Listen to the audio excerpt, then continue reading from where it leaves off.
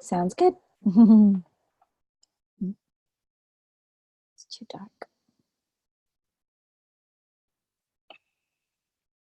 Hello, everybody. Hello, and welcome to the Voiceover Network Presents Marketing Your Voiceover Business Part 2. How is everybody? Are you all there? I can see you're all logging in. Do you want to say hi so that I know that you can hear me and that we have some interaction? This week is week 2. So you guys have had 3 weeks in between. I thought it was 2, but it was 3. To do all the homework, which is I'm really excited to hear. Now, please, can you just type into the chat box if you can hear me, because I'm not getting any response. Hello, everybody. Hello. Can you hear me? Hello. Phew. Right. Hi. Yes. Mills, Johnny. Fantastic. Excellent. Good. Oh, that's always good. Have a moment just going, they can't hear me. Wonderful. So hope you are all well. I hope you've enjoyed the last 3 weeks. Can here also feel a bit under the weather, says Jonathan. Oh no. The weather is pretty miserable here in London. It's raining and grey and yucky and cold, actually, considering it's June and it should be, isn't it supposed to be summer, right? It doesn't feel like summer. Oh, I've just dropped my pen. A minute. Sorry, everybody. So yes, what we're going to do this week, it's going to be Flaming June, says Mills. I know, with this weather. What we're going to do today, it's going to be a lot of fun and very interactive. So I would love to get you guys all on individually, one at a time, to talk about what has been going on in your business over the last 3 weeks. So if you can all have headphones ready, please, because it makes a difference if you can have your headphones plugged in when I call on you. But we're all going to share and talk. Don't worry, please don't panic if you haven't, if you feel like you haven't done a lot. I bet you've done more than you think. And it's just going to be really interesting for us all to share what we've done so that we can all learn from each other and inspire each other. And so that's exciting. So, right, yes, I'm trying to keep on track. We've got Lisa Fizicaro joining us this week. So Lisa, do you want to say hi? I do. Hi, everyone. It's very exciting. So Lisa, you missed week 1, but you've watched it all back and stuff, so you know what happened. Yes, so this is week 2. We've got a lot to run through tonight. Before I bring you all in and we Rachael, go through, yes. Before you get going, there's a little bit of a delay with your audio. Do you have anything open? Yes, I do. Okay. I do. Thank you. Right, I will talk among yourselves now. That might make a little difference. That will make a lot of difference. A lot of difference. Gosh, What's the hashtag? Von Workshop. Von Workshop. Yes, please. All please right. do tweet. Let me just close down the millions of things I have open. Because it affects. Sorry, I should have done this earlier. That's all right. Just a reminder. So much going on. We're working on the Buzz magazine at the moment, which is very exciting. There's a huge amount happening with that. Okay, let's close these down. How is that now? Is it a bit better? I think it will catch up with you. So as long as, Let me just close some of these things down. Sorry, everybody. Just give me a second so that I can close some things down so that. Better. Because otherwise. Okay. I'm closing things down. Sorry, everybody. I should have done this before. I'm sure there is about 50 pages open. Yes, there is. I'm terrible. I don't know about you guys. I do. I leave everything open. It's okay if you don't need to have the feed to broadcast, but yes. Just still closing things down. See, I told you I've got a lot of things open. Can stay open. I don't see a couple of the attendees, so let me see if I've got any messages. Here we go. Here's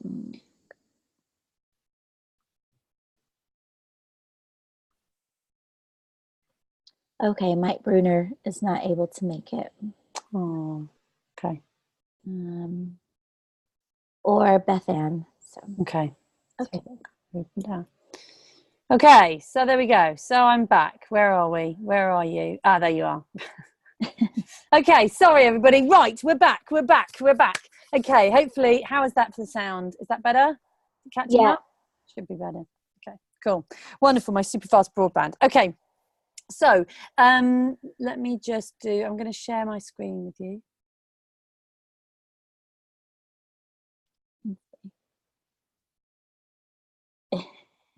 Sorry, I don't know if you can hear that in the background. No. Not quite sure what's going on in my house.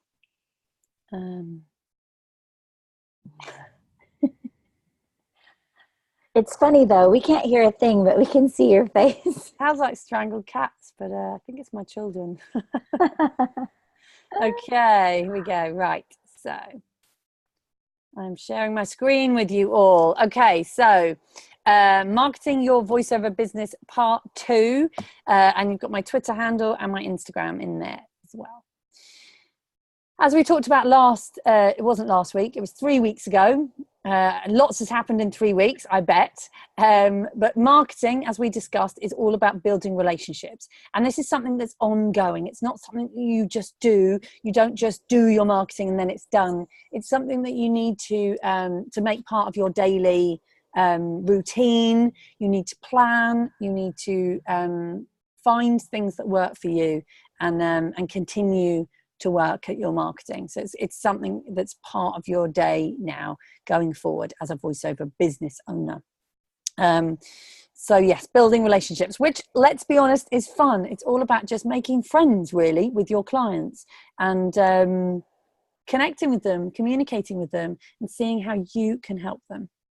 So number 1, so we've got 5 points to our marketing plan. I'm just going to run through them before we then move on to the direct marketing campaigns. So number 1, which is, it's really important, as I said last time in part 1, number 1 is goal setting. And we start with what we want our lives to look like. Okay, so we start with our goal setting, and then when we're doing a marketing campaign, because you're working on a marketing campaign at the moment, but you can have multiple campaigns going on, or you can just focus on one. You can set them up. It's like, okay, so this month, and it's up to you again. You know what? We're business owners. We're allowed to run our businesses the way that we want to run them. And I'm just going to say, I know that as an actor, I've had this kind of thing in my head that but I don't know how to run a business because I didn't go to business school. But we don't. And actually, it's wonderful because we get to run our businesses the way we want to run them, which is absolutely fantastic. So just embrace the things that you're good at, enjoy the marketing, enjoy kind of creating this wonderful business around you. Okay, so number 1 is goal setting with your marketing campaign. So whether it's you want to get a AAA video game, or maybe you want to be in an animation, maybe you want to just get a regular corporate client, or not just, maybe you want to get a regular corporate client or telephone on hold, or maybe it's a documentary, whatever it is. So that's your goal. Then the next thing is planning. It's really important to think about planning in your strategy and planning in when you're going to be working on your marketing campaign. If you can pre-plan, it's much better. So plan the night before or the week before. Make sure you put time aside every single day to be working on your business, not in it. Okay, and we talked about that as well in the last session, which is spending 90 minutes every day working on your business, not in it, if you can. So yes, so planning, making sure that you schedule time, that you know what you're going to do in that time as well.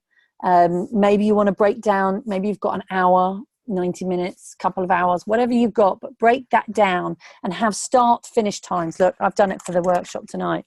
I've got my start finish times. I've written down here, 6 to 6:10, 6:10 to 6:20, 6:20 to 8, and if you can do that with your time management, you will be much more productive. I promise you, because it's really easy with distractions like social media, like cats, dogs, all that kind of stuff to get distracted. But if you have a plan and it says here, this is what you're going to do, you're much more likely to stick to it and not get distracted. Okay. So planning. Number 3 is your market. Who is it that you are targeting? Think about who these particular people are, and you need to make sure you know who they are. You've got their email addresses. Think about where they're hanging out. Are they on Twitter? Are they on Instagram? Are they on LinkedIn? And you'll get a feel in different industries as to where people are hanging out most. As I said in the last session, if it's video games you're into, it's all about Twitter. So and just different areas of the industry have different kind of places they hang out. So your market. So who are you contacting? Think about these people. The more detailed you can get about who they are, what things that they're into. Do they listen to podcasts? Do they read magazines? Do they go to events? Which events? So all that kind of stuff. And then number 4 is your message. What is it that you want to say to them?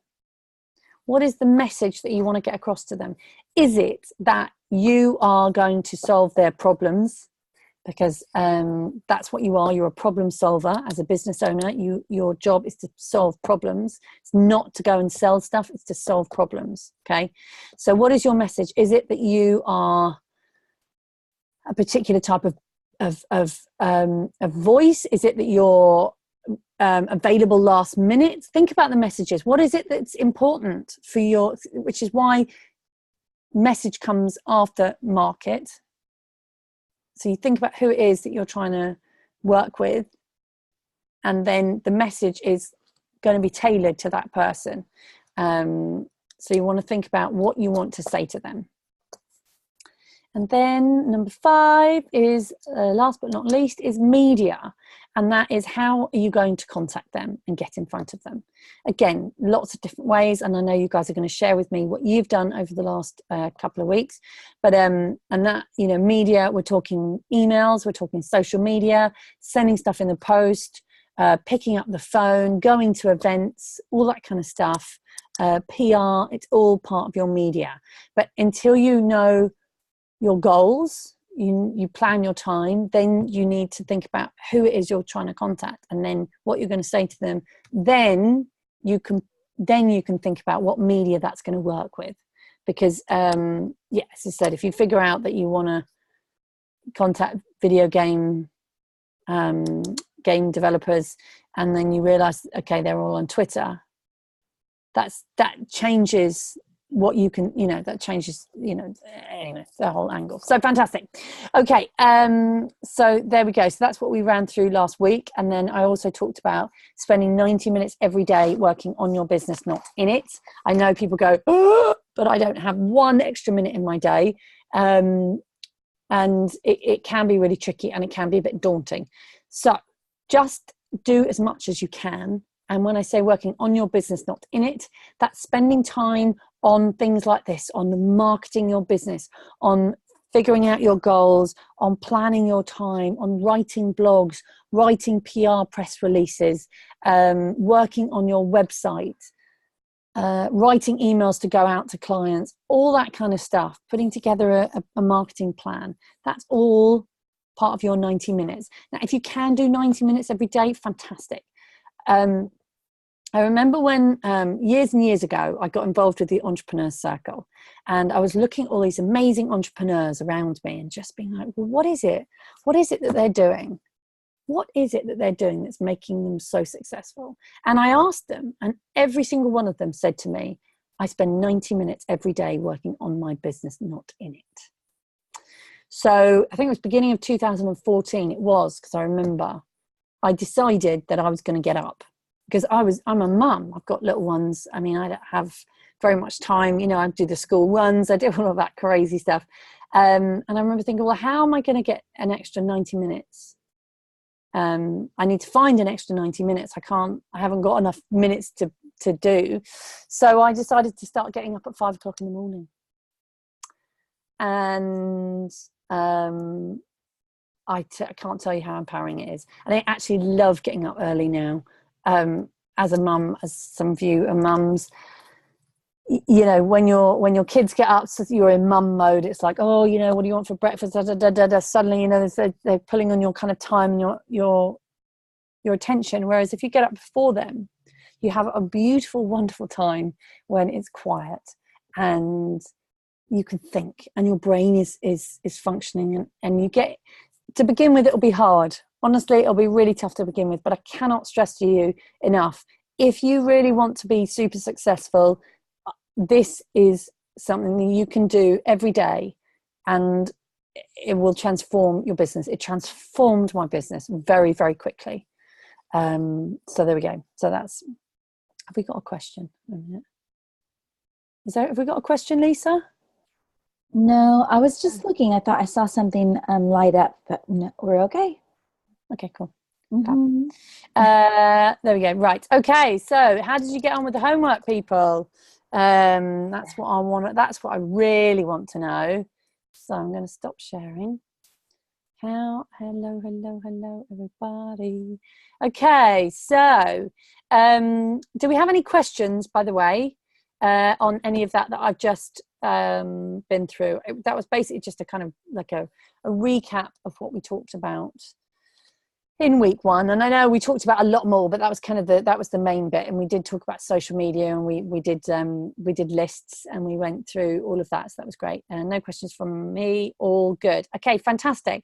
Right, so who I think we should start with Mills. Mills, are you all good to come on if I bring you on? How do we, Lisa, you're good at that, aren't you, bringing Mills on? We're going to bring you on video and audio, and everybody's going to get a chance to talk, ask questions, guys, as well as each of you are on. You can ask each other questions using the chat. But Mills is going to come in any minute now. Lisa's going to get her on. I can't hear you, Lisa. Sorry, I think you have to do it because I don't have those commands. So if you highlight her at the top under the attendees, then there'll be a little video and microphone. What's that? Not working. Attendees, there we go.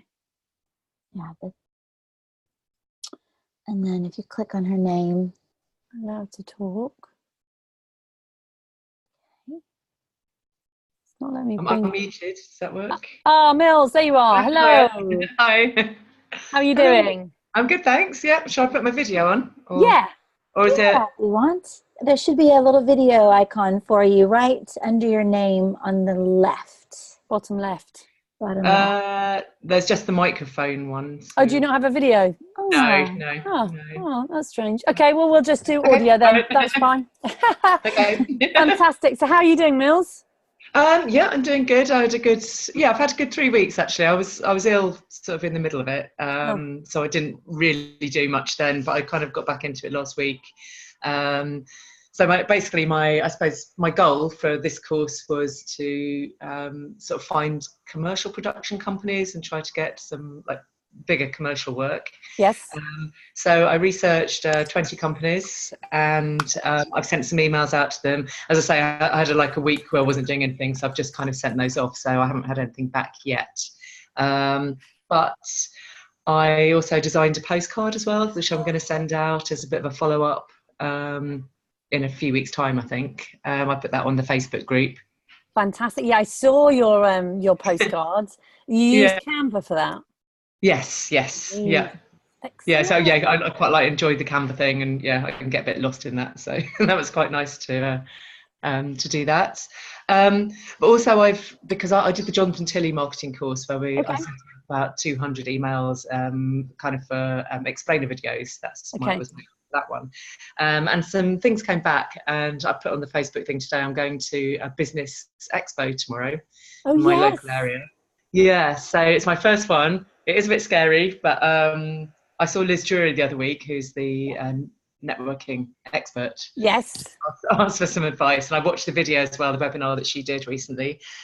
So I've sorted out an elevator pitch, sort of, and I'm ready to go. I'm going with a guy who got back to me for my marketing campaign for the Legal List Builders. He said he didn't have any work for me, but he's a videographer, and he suggested that he would introduce me to some of the networking groups in the local area. So nice. That's another little thing I'm launching my way into, and it's quite nice to have someone to introduce me into it as well, I think. So we're going to do some filming there tomorrow. He wants me to help him interview people because he's doing like a little freebie or something for the expo. Excellent. So that's going quite well. Nice. And I think I'm concentrating on doing the follow-up emails for the Jonathan Tilley course that I've done, which I'll implement as well for the 20 companies that I've done for your course here as well. Yes. And connecting to people on social media. And that's I've got a few jobs on the Jonathan Tilley thing for the explainer videos, and on people's lists and rosters and things. So it does work. Yes. And that's from the initial send out. So I think we do. There's meant to follow up like 4 or 5 times afterwards. So I'm going to continue with that and see where that goes. And on another little note, I did some recording for an audio drama podcast last year, and that got released this week. So it's quite exciting to actually hear what I've done online. So that's been my few weeks, really. Excellent. And so now you've got something to talk about as well. Yes. So you can then re-follow up with all your past clients and stuff, and say, oh, by the way, check this out. This is something I've recently done. Yeah, that'd be good. And I'm reading my narration reel with a Canadian mentor I've got. So I'm webinaring her this week. So again, I think that's something I can do in the follow-ups once I've got that done. I think in the follow-up things you can say, I've got a new reel to listen to. I think that's the thing going forward. Yeah. Excellent. And that's the great thing about all these things. So you get a new reel done, you update your website, you've got a new job, and that's just a great excuse then to just recontact people. And and I know that a lot of the time we worry about hassling people, but actually people want to hear from you. So it's great when people get in contact if they've got something interesting to say, so it's a wonderful excuse to get in contact, and people want to be contacted a lot of the time. So that's exciting.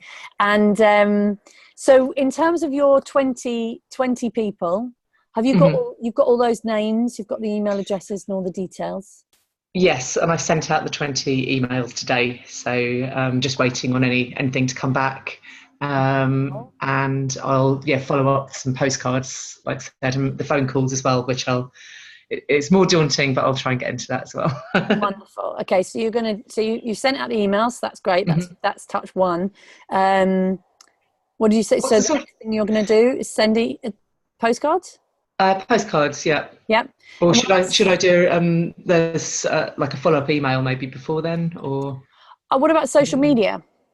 Yeah, I've been following them on social media, commenting on some of the stuff and liking some of their posts and things. So subtly stalking. Nice. Yes. So yeah. I reckon an email, then a postcard, and then an email or a phone call.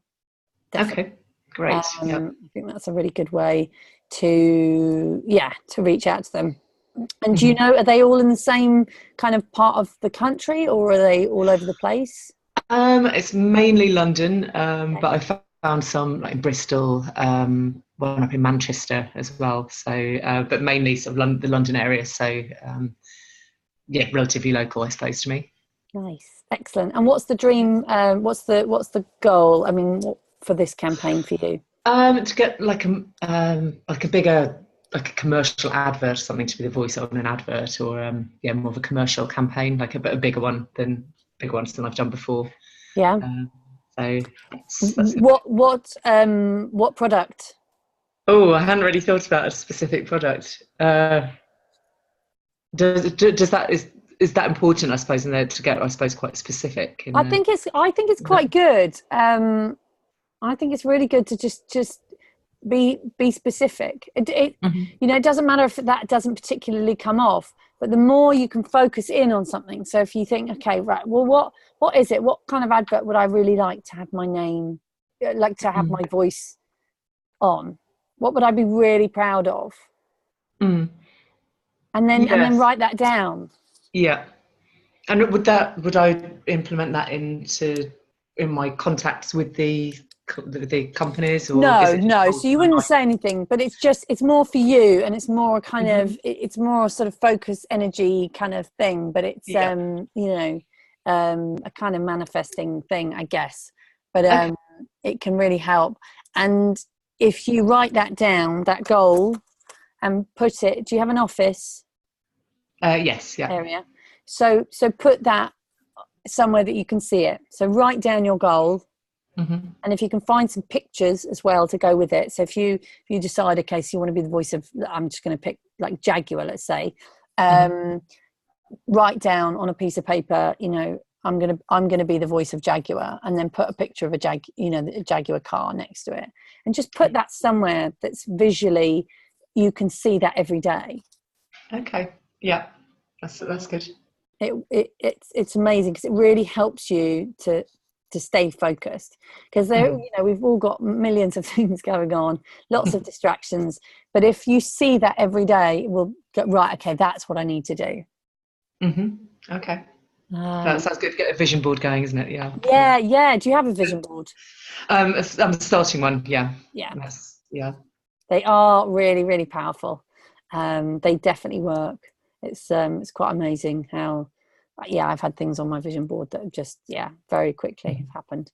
Or I've kind of brought it to my life, which is kind of, I know it can be a little bit, some people it's like, oh, it's a bit woo-woo, but it's not really. It's just, it's telling to do with telling your subconscious that it's already happening or something. I don't know. Fantastic. That sounds very, very exciting. Are there any things that you're worried about?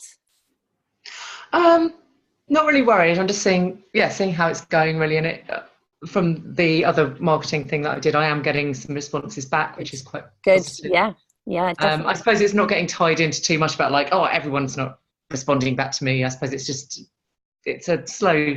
You just got to keep chipping away at it, like you've said. So yeah, I mean, and just think that people's inboxes are scary places.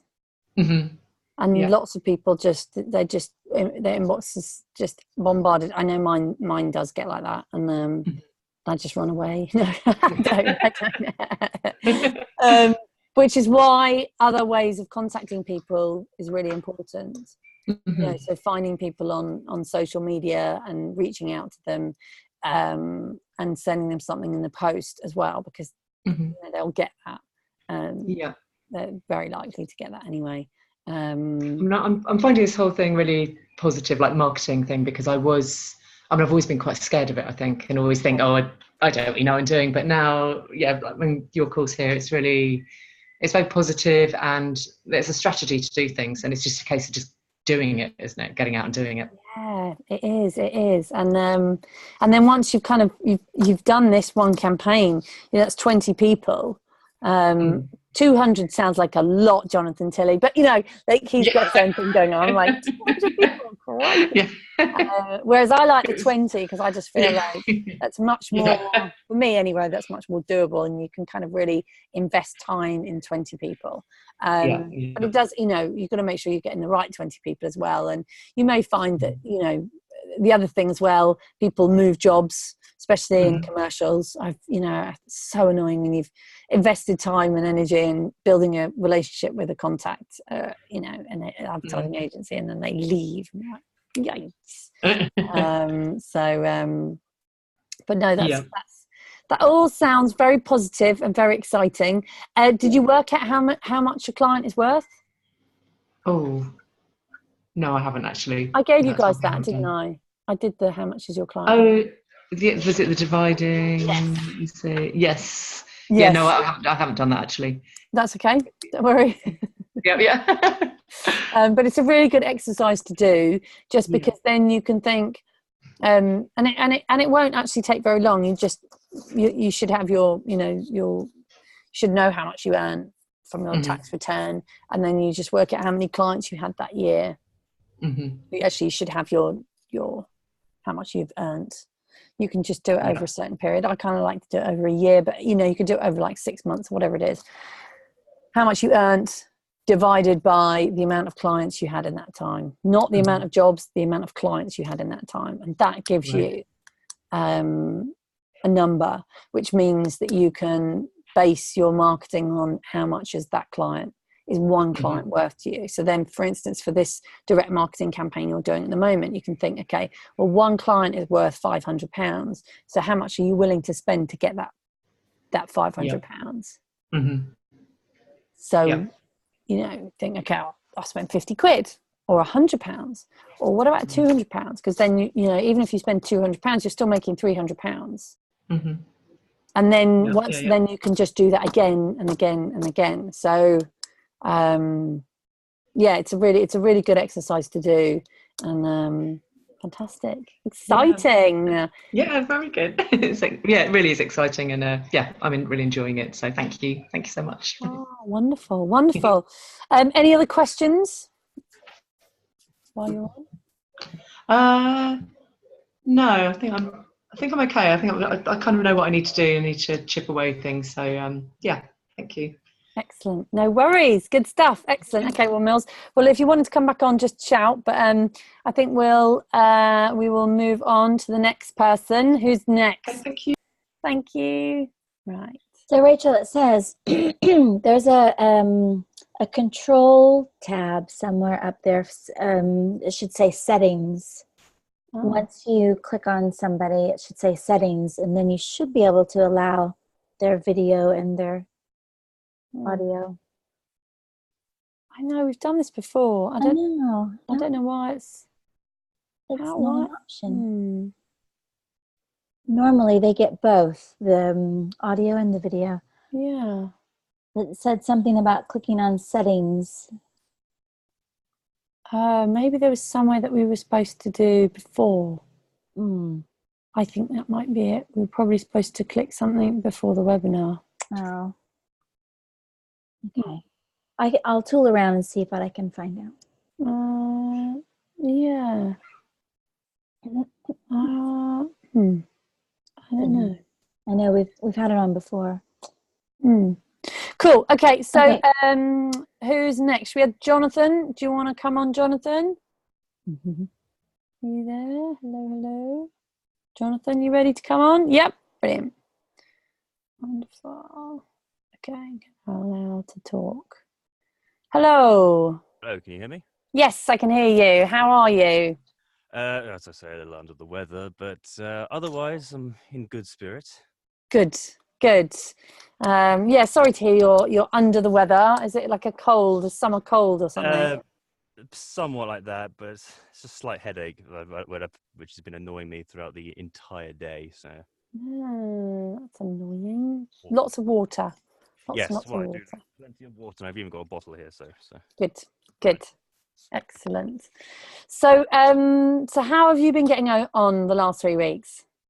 Well, I'll just restate my my goal for everyone who wasn't here. But the goal was, because I've always been quite a big lover of audiobooks, and especially as I said previously, I've always had a liking for the stuff in the Black Library, which is the sort of literary sort of spin-off wing of Games Workshop, because I'm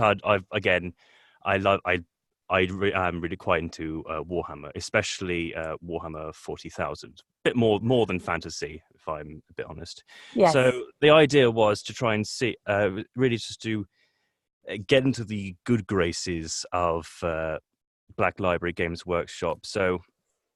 And also just try and stay in contact as any sort of audiobook production studios, UK or abroad, eventually anyone who needs a voice like mine. So I spent it was a slight slow start, because I thought I really need to know more about some of these studios and some of these and also the Black Library, Mm-hmm. just to understand what they've done, how they came to be, and then I just spent a couple of days, at least 2 or 3 days, just sort of planning what on earth am I going to say. So to that end, also, I've decided to be a little more active on social media, which hasn't really come naturally to me before. Okay. Yeah. And so I've decided to follow people who work in Games Workshop, who work in that kind of area, and just comment on their stuff, comment on again, and like what they're doing. And it reminds me of also why I stopped doing tabletop in the first place. It's just very expensive. But then eventually I then sent out the first few emails.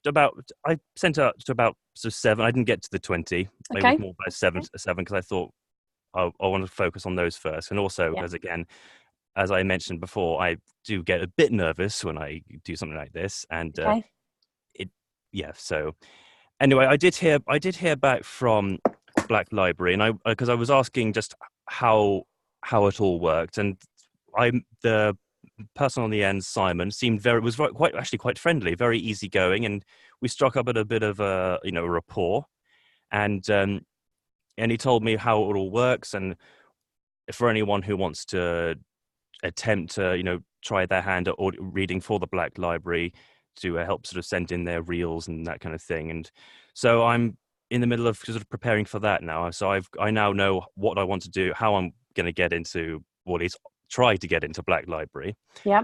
So that was really the main thing I was focusing on. So doing this this homework has sort of revealed some weak spots of mine, and how I can sort of improve. I've also sent a couple of emails, I say, to others, but I haven't yet heard back from them yet. And but outside of the audiobook sect sphere, was quite fortunate to run into to find out that a friend of my brother's is involved in a lot of production himself in work of TV, radio, that kind of thing. So, and he said I was going to help. I was helping him out with something which was slightly different, and he said he would put my name out to those who we works with. Wonderful.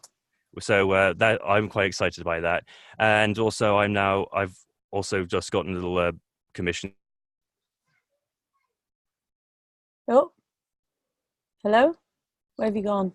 We lost you, Jonathan. We can't hear you. Where's he gone? Hello. Hello. He's dropped out. Yeah. Where'd you go? Oh, he's still here. Okay. Allowed to talk. Jonathan. Hello? Jonathan, we lost you. Hello, can you hear me? Oh, there you are. You're back. There Fantastic. we We lost you there. Hello? Oh. Oh, no, we've lost you again. Oh, wait. There's an X to it again, Rachel. Oh. Hello. Oh, there you are. There we go. Yes. Fantastic. My settings got completely mixed up there for a second. Yes, I was saying about outside the sphere. I was asked to do. I'm helping to provide a voice for some jingles, for top of hour, idents, that kind of thing for radio. Nice. And, so it's started a bit slow and it's a bit small at the moment, but I'm actually getting confident now, and hopefully this will increase my confidence. And also I found out Mills Ross's idea with the postcards is a very good idea, which I want to utilize myself. Yes, do it. The postcards thing is fantastic, and I did it, and it really, really works. Because postcards, people have them. You know what I mean? They sit around on people's desks. So make it something pretty that that works with that industry, and that people in that industry would like. That you can imagine. So if it was video games, it would be a sort of video gamey picture, but as it's audiobooks, so it'd be maybe something nice about audiobooks. So Canva is great So you can use Canva, and you can use the free version of Canva to create things. Another great place to get pictures, everyone, which are royalty free, is Pixabay. As you mentioned last week. Pixabay, and they've got lovely, it's P-I-X, Pix, there we go. Pixabay.com. And they've got beautiful pictures on there, and they would be great for postcards, because that'd be the kind of thing that people would just sort of have on their desks. Wonderful. So that's really, really exciting. I'm very excited for you. So I will follow up with emails just in case they forget, because I've had people in the past who have proven a little unreliable. You don't hear from them for a week, so you have to sort of prod them, as it were. Yes, definitely. So the 7 people, how did you get those details? Online and social media. Actually, social media was very, very useful, because otherwise, especially where the Black Library was concerned, because it's very hard to actually find out on collectively across their sites was who exactly is what. So, but social media proved as always a boon in that regard, because going through YouTube, going through Twitter, and they're most active on Twitter, as Facebook as well, but it's Twitter where they focus their most, I've noticed. And that's where I got their names. Of course, Simon, I didn't find out until I actually sent an email, but that was fun. And of course, outside the sphere, it was largely through just the odd email and being approached that I found out their details. And for one studio, again, it was Twitter and just finding out, and yes, it's just social media really, and a bit of direct conversation thrown in. Nice, excellent. And so you can spend time building that list of 7 by just sitting down and doing more research. And, that often is something that, we need to make the time to do, because it's time consuming and you don't see results straight away. And that's the thing about these direct marketing campaigns. You have to put in the work and cultivate these relationships in order to then see, the lovely big jobs that will come down the line. So, exciting. Yes, so this campaign is just not over, really. No, done. That's it. It's just the start. I know. I kind of feel like this workshop, we should do it over like 6 months or something. You know what I mean? So that we could all like tap in once a month and find out where everyone is. And I want to know how you guys all get on. So please do keep updating us in the Facebook group when you get jobs and stuff. But yeah, so that's exciting that you've got 7 people. So in terms of your plan going forward, you've sent some of them emails, or? Yeah, I sent about 5 emails. Okay. I've haven't done the other 2 yet because I'm just still in the sort of planning stages of that, because I'd like to take time over this. I might be obsessing a little too much, but it's just I always want to plan it out and make sure there are just no kinks, as it were, as in with grammar, spelling, that kind of thing, and just and also asking, is this the message I want to send across? Yes. Because I took what you said into account last week about what can I offer, and of course with audiobooks you're offering a particular. It could be anything, a particular voice, a particular pacing, a particular tone, that kind of thing, and that's what that was really what was at the heart of this. So nice. So I haven't had any response aside from only Black Library has responded so far, because I did send some of these emails just only the other day.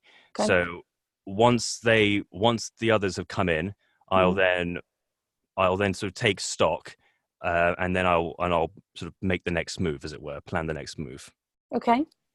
So just in terms of those beautifully, perfectly written emails, I know that Nigel Botterill is a big one for saying, and he's the entrepreneur that I've worked with, that an okay written email sent is better than a perfectly written email that never gets sent. Yeah, I can agree. I can agree to that. But I try. I'm not the type of person who's just going to. I eventually I will just send. I'm going to say I will send it. I will send it. I'm not the type of person who's going to hold back, as it were. So maybe set a date. So that's a big one as well with marketing. That really helps us to get things done. Is by setting dates. So choosing when something's going to happen. So, you know, you think of your goal, you know, so you say you want to work for Blackstone, great. And then decide when, and that then suddenly puts some pressure on. Because it's like, okay, so I need that to happen by then. So then what needs to happen before then to make that happen? Do you see what I mean? So you can work backwards from that date. And that then helps you to feel like, okay, right. So if when do you think? Sorry, give us a date. When are you going to get this job? I preferably, I would like to get it sometime between now and next month. So okay, I suppose that's a good deadline as any. Okay, so in 4 weeks' time. Mm-hmm. Right, brilliant. So we've got 4 weeks' time. So you can find the date. If you look at the date, in 4 weeks today, whatever that is, I can't. Today's the 10th. The 10th. So there we go. So we do the 10th of July. Okay, 10th of July. We'll see. 10th of July. Can you feel that? Yes, I can. That's wonderful, isn't it? It just suddenly and a bit of pressure is good. You know, you don't need to obsess over it and kind of panic about it, because that's not what it's about. But by giving yourself a date, it just suddenly makes it real, and it's not. You know what I mean? It's not something you're just hoping to happen. It's like, right, okay, we're going to make this happen by the 10th. And then what you can also do is, you know, think of a reward. You know, just like you're your own staff. That sounds crazy, but you are. You're a business owner and you are your staff. So you can even think about, and again, everyone, you know, I'm putting these ideas out there, and some of them are going to work for you and some of them aren't. But you could think, okay, right. So if I get myself a client by the 10th of July, I am going to treat myself to whatever it is that would really, really excite you. So, you know, whether it would be a ticket to the theatre, or maybe you're going to book a holiday, or maybe you're going to go shopping and buy yourself some new shoes, or, you know, whatever it is, but that then can add to it as well. Because it's great to get the work and fantastic, but you know, also we want things for our lives and outside of the voiceover world as well, to treat ourselves and to be like, okay, right, if I make this happen, and if it doesn't happen, you know, it's not, you know, nobody's going to come around and you're not going to get fired, which is great. But I just feel like it's a really nice kind of way to incentivize yourself and to really, you know. Because of it in our industry, there are lots of reasons. You know, we're working from home on our own, which is really tough.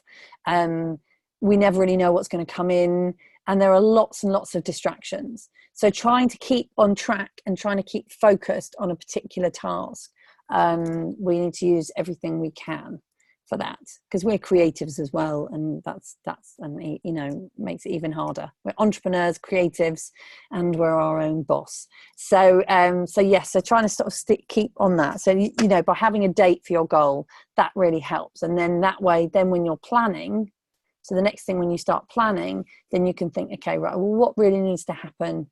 So I need to send all those emails by the end of this week. And then you think, okay, I want to send maybe some more next week. And then, right, okay, so if I need to send out a postcard in order to get a job by the 10th of July, when does that need to be sent, so that when do they need to receive that postcard? Probably maybe a week before.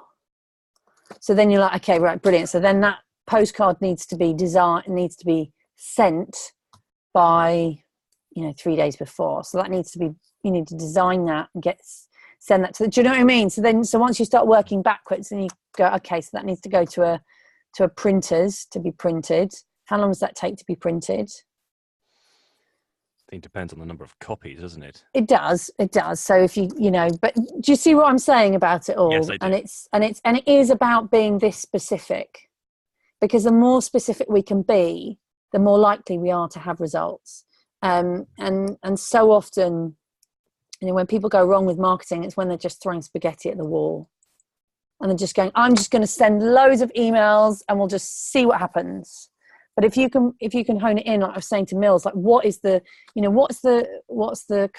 commercial that she wants? What is it? What kind of commercial? Think of the brand. Where's it going to be played? How long is it going to be played for? Is it going to be UK? Is it going to be on the radio? Is it going to be radio TV? Is it going to go to cinemas? Is it going to be worldwide? How long is it going to be worldwide? Yes, you want it to be worldwide. And, let's say a year. Ka-ching, ka-ching, ka-ching. So yeah, but again, with what you're saying, Jonathan, as well, be specific. What book do you want to narrate? What is your ultimate book? Well, with the Black Library, it's just there's 40k novels in general. Yes. Now, which would be more than satisfactory, but. Sorry, I said Black Stone, didn't I? Black Library, yes, because it's a very you are being specific with this, because this is all Warhammer, isn't it? Yeah, but of course, it's just the other audio book production students and just audiobooks in general. While important with regards to this marketing campaign, is sort of secondary, but it just forms the sort of the circle around what I actually want, the bullseye, the time. And do you know anybody who narrates for them? I don't know anyone specifically, but I have read about other. I've known the people. I've heard about, I should say, others who have narrated for Black Library before, and a lot of them are actually are relatively well known audiobook narrators or actors or people who've only just come into narrating themselves. So I just hope to, or what I want to do is, I should say, not hope, hope, but also want to do is sort of to join that roster. Yes.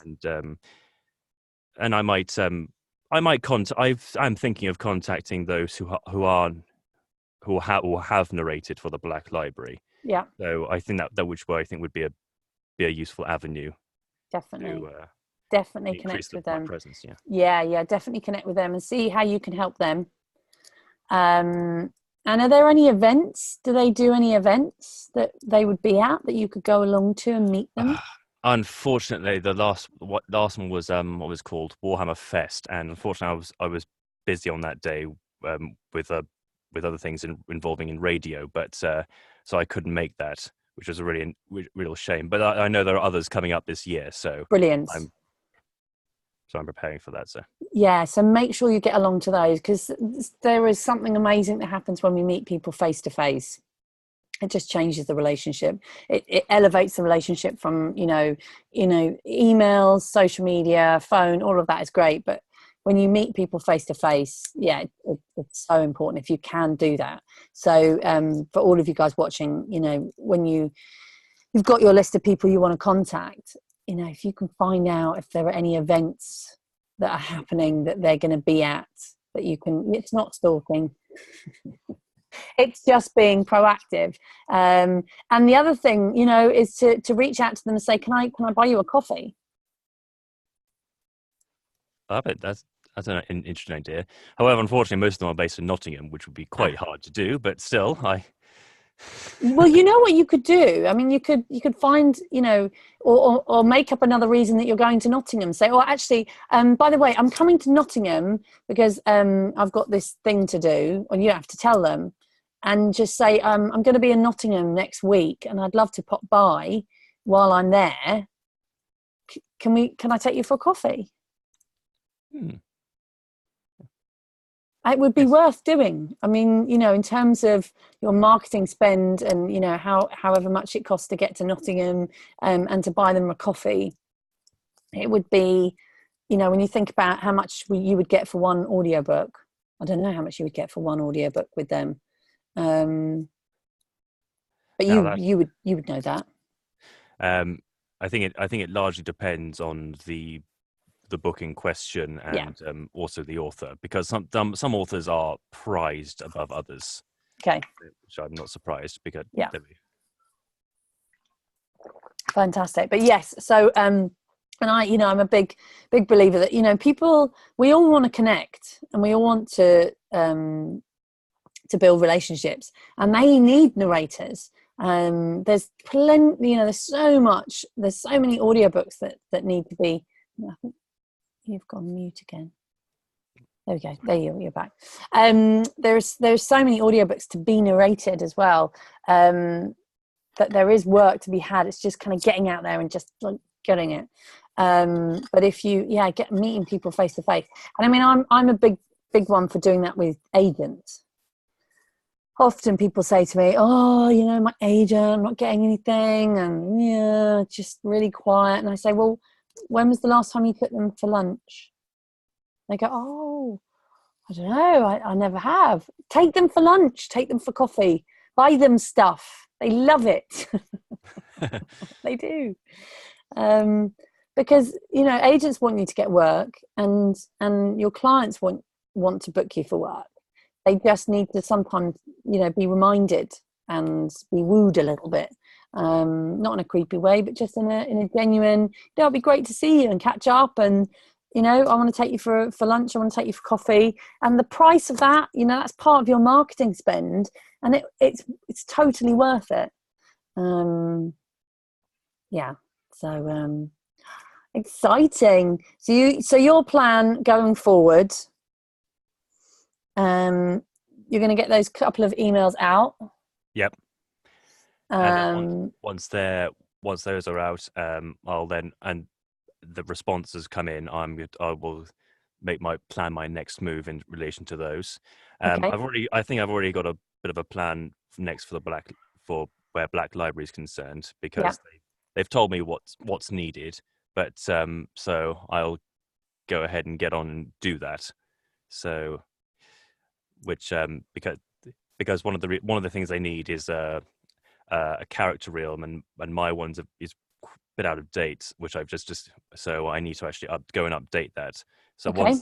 once that is updated, I'll submit it, and then and also and hopefully with some extra sample.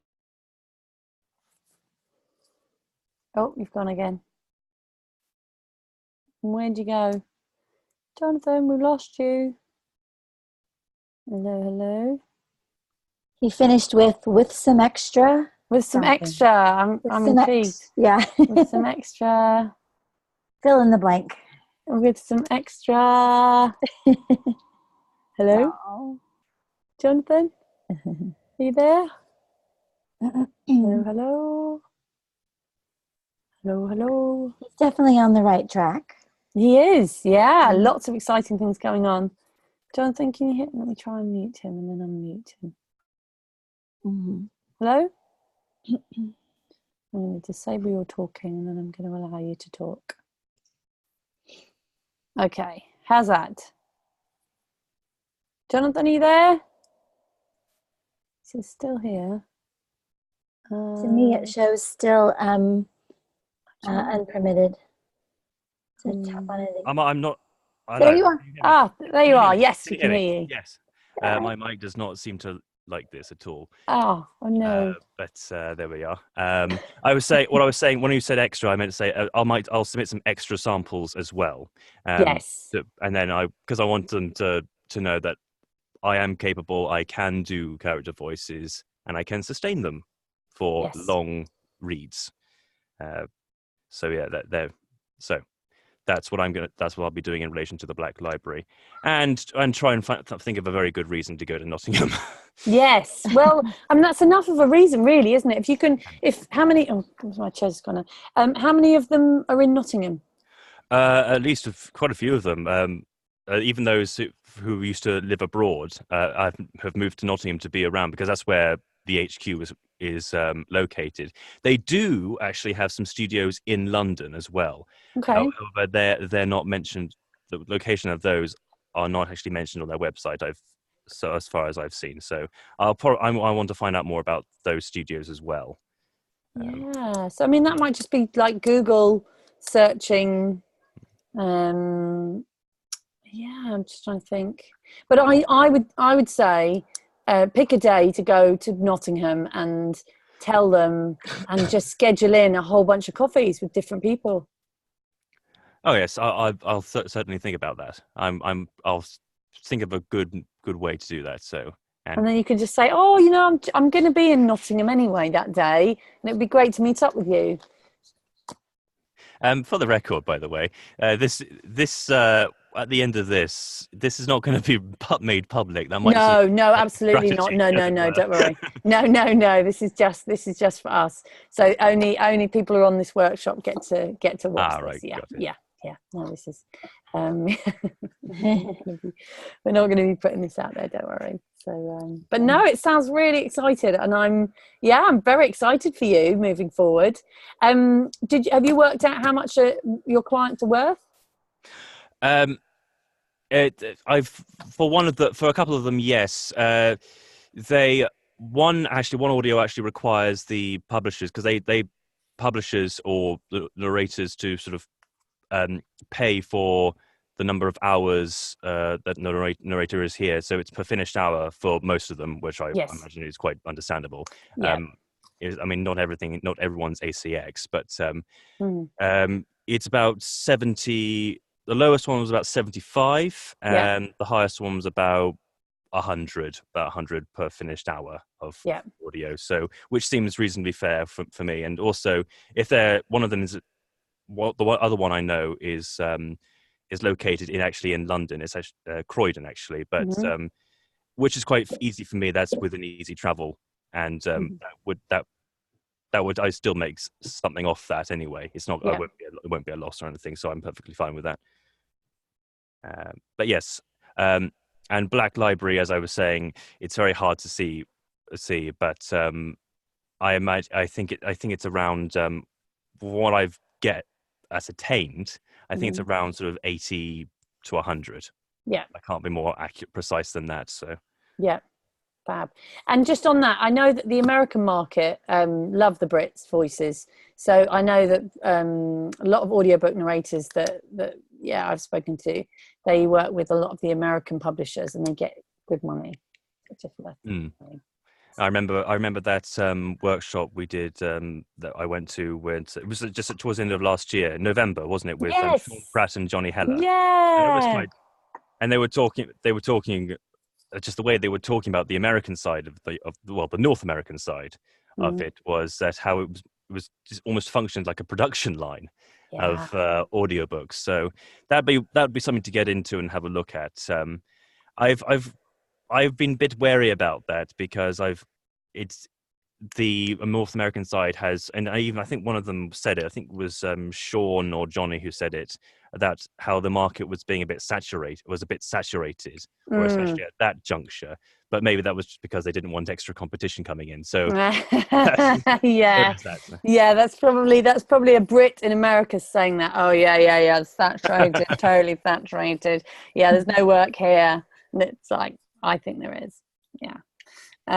Just be wary of when people say things like that. But yes, fantastic. Well, that's really, really exciting, and I think you've got plenty to do, and keep us updated. I will. Yeah, wonderful, good stuff. Thank you, Jonathan. Thank you. Did you have any questions? Not at present, no. Oh, We've lost you again. We've lost you again. That's right, when his mic said, I've had enough. Yeah. Not at present. Where have you gone? Any questions we'll ask in chat. Fantastic, wonderful, excellent, good stuff. Well, thank you very much, Jonathan, and thank you, Mills, for sharing, because it's all, you know, what's wonderful about these workshops is that and I was saying this, who was I saying this to the other day? I can't remember who I was saying this to. But in terms of workshops, it's about other people. Like, we learn so much from other people. And what I want in this workshop is I want you to be like letting your brain be creative when it comes to marketing, and think about, oh yeah, you know what? I could go to Nottingham and go for, you know, take someone for coffees. And yes, the postcards things. But there are lots of other things that you guys could be doing. And I'm going to move on to some of those soon. Right. So who else have we got? Before you move on, Yes. we've got Sally, who could be next, so she's coming up. But Mills suggested a place to go to for pics called Unsplash. Ooh. So that's a new one to think about. Let me just write that down. Unsplash. Unsplash. And are those free, Mills? Like a free database? That'd be cool. Unsplash. Uh-huh. Nice. Yes. Yes, free. So there you go. Ah, another one. Brilliant. I'm going to do some postcards soon too as well. I haven't done any postcards for ages, so awesome, good stuff. Okay, Sally, some paid ones, but there are free parts too. Okay, great. So Sally, I know you said that you've got kids, a bit childcare. Sally's going to use the 10th of July too. Nice, I like it. I'm going to do that as well. There we go. Let's all use the 10th of July. Having childcare issues, so dipping in and out. Sally, we'd love to get you on, and don't worry about childcare. Okay, cool. Yes, yep. Brilliant. Yep. Fantastic. Right, let's bring you on. Allowed to talk. I am here. Promote to panelist. Sally's using older version of Zoom. You need to promote Sally to a panelist. I'm promoting you, Sally, to a panelist. Oh yeah, maybe we could have done that with the others. Has that worked? Wait a minute, you've disappeared. Uh-oh. Sally? Where's she gone? I tried to promote you and now you've disappeared. Are you there? Says she's gone privately. Sally? At the bottom.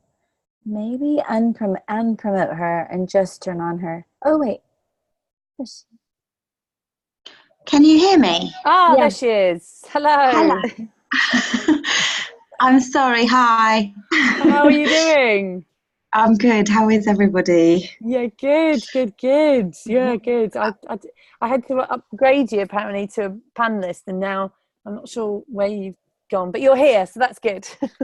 Yeah, cool. Sorry, I've been kind of in and out this evening, so apologies. I've missed things, but hopefully I'll catch up later. Yes, no worries. Well, you'll all get the recording of this, so you can watch it back and perfect. And go back over it. So, yeah, and I know that there are a few people who are going to be watching the recording who aren't on tonight, so that's cool. They won't get that. You won't get your one-to-ones, people, but you can always share in the Facebook group what's going on with food. We'd love to hear. So, Sally, tell us what has been going on. How are you doing with it all? Well, I'll be completely honest. I haven't been doing very well. Okay. It is what it is, really. But I haven't had as much time as I had hoped this few weeks. But I have made a plan. I decided my goal was to get an e-learning job. Nice. And I actually feel quite excited about it because I think I would be good for e-learning. And I also I've had a bit of, I've been, I guess, because I'm somebody who's moving, I'm still doing my sort of day job part-time. And I quite like my day job. I don't have a problem with my day job, but I would much rather be doing voiceover. But I guess I've been seeing that as a bit of negative or something that I need to kind of move away from or that's holding me back. But I'm kind of actually sort of, I guess with something like e-learning, it's made me think actually that's could be quite a big advantage, and that having a professional background as I do, I could use that to my advantage with something like e-learning in corporate work. So I guess that's quite a nice feeling, is just that actually I may not be very experienced in voiceover, but I am experienced. Oh, what is going on with our Zoom tonight? You've disappeared, Sally. It's the weirdest thing. We've never had this before. Never. No. Why have you disappeared? I don't understand. Sally, we can't hear you. Let's see. And I can't see where she is either. That's very odd. So do you have your... Oh, there she is. Wait a minute. There she is. Unmute. Yeah. Okay, so I can see you, Sally. Can you hear me now? Yes, I can hear you. I don't know why it did something strange. It's like automatically boots the audio off, which is very strange. Yeah. Right, so you're back. Sorry, go on, Sally. Anyway, so I feel like I'm quite excited about it, but I haven't made that much progress. So what I have done is I have found not 20, but 6 people. Yeah. That I have, and I've crafted what I think is a fabulous email to send them. Brilliant. And so I have put that together and sent that off, and I only did that the other day, a few days ago, and I actually had 2 responses back pretty much straight away. So one of them was like, well, in fact, both of them were kind of directing me somewhere else. So I responded to them straight away to say, thank you very much appreciated. And then what I haven't actually done is then go to those other people yet. Okay. And that's what I need to just do straight away, really, isn't it? So, so I need to kind of follow those leads up. Yeah. But I feel like that was good because I sent 6 emails and I got kind of 2 responses very quickly, sort of the same day or the next day. So that's good. Fantastic. But yeah, so I just, but I haven't done the social media, and I haven't done, I have followed other people for other things and done some social media for other things, but not that specific goal thing. So, so I feel I sort of haven't done the homework fully yet, but I am going to definitely do it, and I feel very excited about doing it. So yeah, I'm just a bit behind, but that's fine. I'm just kind of like, okay, I'm just gonna, absolutely. And I've also been, I went to kind of a really good coaching session yesterday, and then today I've been to like another networking session which wasn't a voiceover thing, but it was like another kind of thing for entrepreneurs and people. So that was really good because it was like connecting with other people that may have contacts. Yep. So yeah, and it was just really funny because I didn't know anybody, and I just went in there sort of thinking, okay, we'll just see what happens. And the first 2 people I spoke to work in telly, and they're TV. So it was like, okay, great. So now I've got those contacts. You know what I mean? So yeah, really, really good. So, and they're kind of they work in telly, but they're starting up their own business doing something else. So it's good because I can kind of help them with their something else, and maybe they might have contacts with me in their other background. So yeah, I feel quite excited, but it's just a case of making the time, and I really feel like I just need to kind of, like you said, the 90 minutes a day thing. I just haven't been able to do that, and I really feel like I need to just have that compartmentalized time set aside that's really dedicated to it. So I really need to do that. Yeah, it's tough being a working mum. We have to juggle a lot, but it is about, but actually, it's wonderful as well. And I don't know about you, but when I became a mum, I became much more productive. Yes. Because definitely. I had to be. Yeah. I had like 1 hour to sit in front of the computer I remember when Lily was little, and my parents-in-law would come around to look after her for an hour, and I would have 1 hour in front of the computer to kind of do stuff, and it was like so much to do. And you could either sit in front of the computer and just go or you could be like, right, this is my list, my to-do list, right, let's get through it. And just not to be too hard on yourself. We're all it's so I feel like moving forward, maybe not quickly, but moving forward, so that's good. Yes. Oh yeah, definitely. No, you are moving forward, which is fantastic. So just in terms of, so you got 6 contacts. Where did you find them? I Googled, and then I also did a bit of looking on Twitter for hashtag e-learning. And I also found an article that kind of recommended good e-learning companies. Nice. And had like a list of them. So that was quite helpful. And so I have kind of made a bit of a longer list, but I haven't actually contacted those ones yet. So I just kind of, but I thought rather than waiting to have 20, I thought, well, seeing as I've got 6, I'll start with them and then get the rest, carry on with the rest. But yeah, so that was where I was looking. But I guess the other thing I was thinking is just to kind of look on, it sounds really bad actually, but I was thinking to look on other voiceover websites at their clients. If they say, clients include these people, then maybe I'll contact them as well. I don't know if that's bad. Yeah, that's not bad at all. That's using your initiative. That's absolutely fine. And find voiceover artists who do lots of e-learning, and figure out where they're getting their work from. And I mean, Google is your best friend, because there are lots of e-learning companies out there, and they're all looking for voices. There's a lot of e-learning work to be had. Yeah, and I guess they promote themselves, so they're kind of marketing what they do, so it's quite easy to find them. Yeah, definitely. And the more research you do, so now you've got those 6 contacts, you can start looking at so the job title, and and where they sit in a company, and then you can use LinkedIn will be a great place for you to search for those job, those what their job title is in an e-learning company. And I guess I've been, one of the things I've been really taking on board as well is just that having a really specific task. So I think a specific goal, and so that's what I think I want to do, is just actually make it a bit more specific and then hone in on that. I think that will help. Because in the e-learning world there are lots of different types of e-learning. So have you decided what type of e-learning you would like to do? I don't know. I was thinking to focus on sort of what my corporate expertise is in, which is kind of commercial and procurement and contract management type of, Brilliant. I was thinking to focus in on that.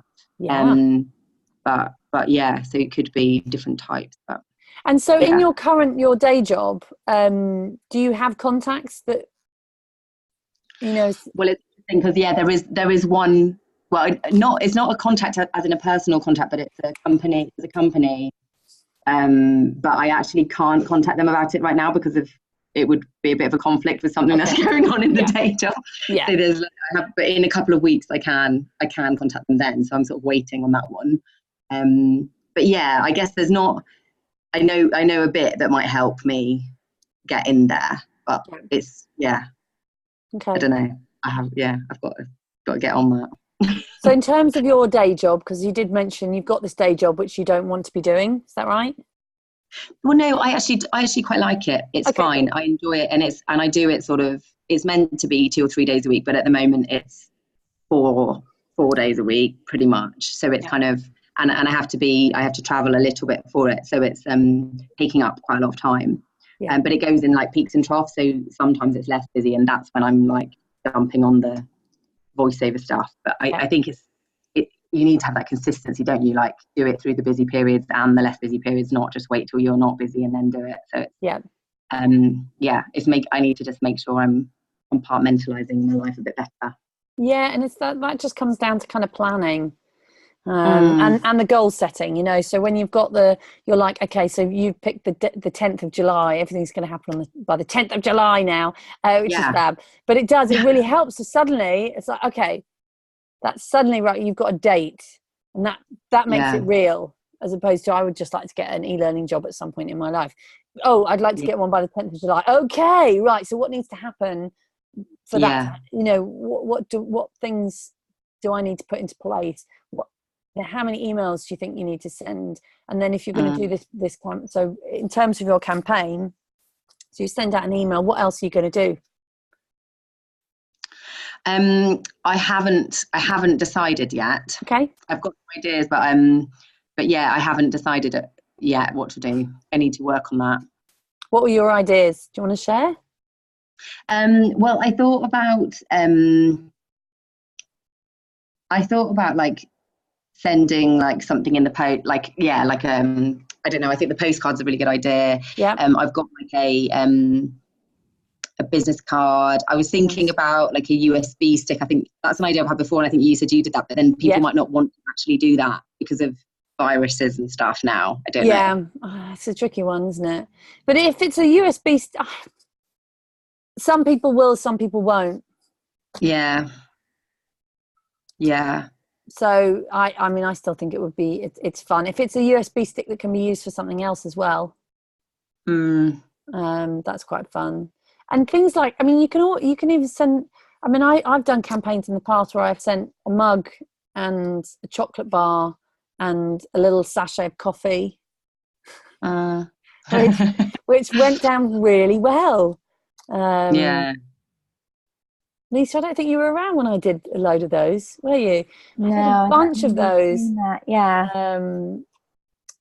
I was thinking something kind of educational, maybe like a something that's goes along with the e-learning bit, right? Maybe. Yeah, good idea. A ruler. No, I'm kidding. Well, yeah, you know, I mean, there are all sorts of things we can, you know, like and cups, you know, like you know, portable coffee cup, reusable cups, things like that. Are brilliant with a bit of branding on, because people will use them and they'll be really pleased. So something that someone can have on their desk. Oh, you know what else is a good one? I remember seeing somebody that did branded like cleaning cloths for computer screens. That's good. That's great. Yeah. Because you want something catchy. You want something that can hang around. Yeah. They're going to leave on their desk, or you know, in their desk, and they're going to use it every so often, get it out, and someone will go, oh, what's that? Oh, you've got like a cleaning cloth, or a, you know, large paper clips. Oh, large paper clips. Nice. Post-it notes with your everyone loves post-it notes. Yeah. Or there who was it I saw who did there was a voiceover artist who did highlighter pens. Oh yeah, that's good. Which was quite cute. So things like this, which just take a little bit of thought and a little bit of creativity. Yeah. But it's really fun. Yeah. And then when you send them out, it's really exciting to be like, oh, you know what, I'm sending this. You know, people get that. But like, wow, that's taken effort. That's more than an email. This person really invested in building a relationship with me. Mills suggested coasters. Ooh, I like coasters. Coasters is a good idea. Yeah, there are loads of things, and you just got to kind of think. Again, it's thinking about, you know, who it is that you're contacting and what kind of things they would like and would be useful for them. Yeah, because there's loads of branded stuff, and we get branded stuff, don't we, Lisa? Who do we use? We use there's a bunch of them to brand stuff. Yeah. So the one I've been liking lately is 4 Imprint, I think they're called. Yeah. And if you get stuff from 4 Imprint, I haven't actually had anything for a while, but they tend to send you lots of free stuff. I'm always getting packages in the post from them with, like, you know, a free cup and a free booklet and a free pen and everything, because they send you a bunch of stuff just to kind of entice you to get stuff, more stuff. But yeah, it's not a huge amount of money in terms of when you think about what your clients are worth. So Sally, have you worked out what your clients are worth? No. Okay. But no, because I guess because I haven't had an e-learning client before, so Okay. Yeah, so that's kind of a tricky one. I would be prepared to invest. I'm up for kind of investing in it. Yeah. Definitely. Yeah. Cool. So sending an email, going to send something in the post, which is great. So fantastic. So you've got that. What else? I would like to, I haven't done this yet, but I would like to research like conferences and stuff where e-learning type people will go and showing up there. I was thinking I might make myself a t-shirt that's got my branding on it and like voiceover, you know, on it or something, so that people will easily tell that's what I am. Yeah. And go to conferences that aren't voiceover conferences, but they're just like a conference for e-learning or and just go and talk to people and have if I've got I'm thinking about this branded stuff, and I'm thinking actually there's like there's a local company that in my very, very local area that makes chocolate. And so I could get them to make me some chocolate, and I could put my own stickers on it. And that would be nice because it's like a supporting local thing as well, isn't it? Yeah. So Perfect. I could do some local, like I could target local businesses with that, but I could also, that would be a nice sort of thing, wouldn't it? To be able to say it's like, yeah. Nice. And you can Something actually like say to the company, I tell you what, do me, why don't we, I mean, we kind of almost join forces, but, I can be promoting your chocolates to local businesses, and I'll put I can put your business card in with it. Will you do me a super duper amazing price? That's a good idea. That's a very good idea. Yeah. Yeah, everyone loves chocolate. Like that, Jonathan. You can't go wrong with chocolate. Yeah. Beating everyone up, right? Yeah, definitely. It works. And it's just, again, it's, you've taken time, you're thinking about something, and it will put you ahead of everybody else, because that's the thing about what we're doing. There are lots of people who are trying to get work in e-learning, or trying to get the audiobook work, or it's the commercial work, and who are sending emails, because that is the easiest thing to do. But when you do something that's that little bit different, that step further, that's when you get their attention.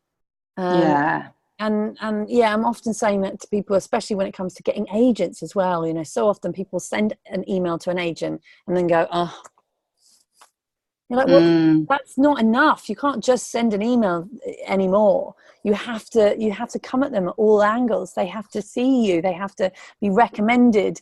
You need to send them stuff. Yeah, there's just got to be multiple.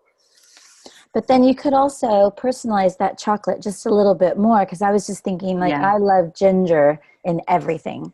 So I could love to I would do the chocolates. I didn't know that. Ginger. Yeah, ginger rings, ginger chocolate, ginger pie in cookies. So if you like raspberry or almonds, your thing or whatever, make it more specific to you. Yeah, that's a good idea. Yeah, that's a good idea. And then it's your own little spin on it.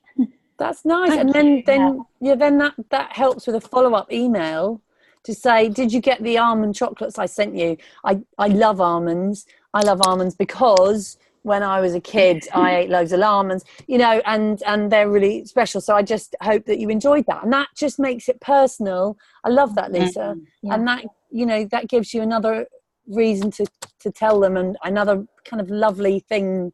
Yeah. For them to get to know you. Yeah. And then whenever they see almond chocolates, they'll be like, oh, that's Sally. Yeah. Yeah.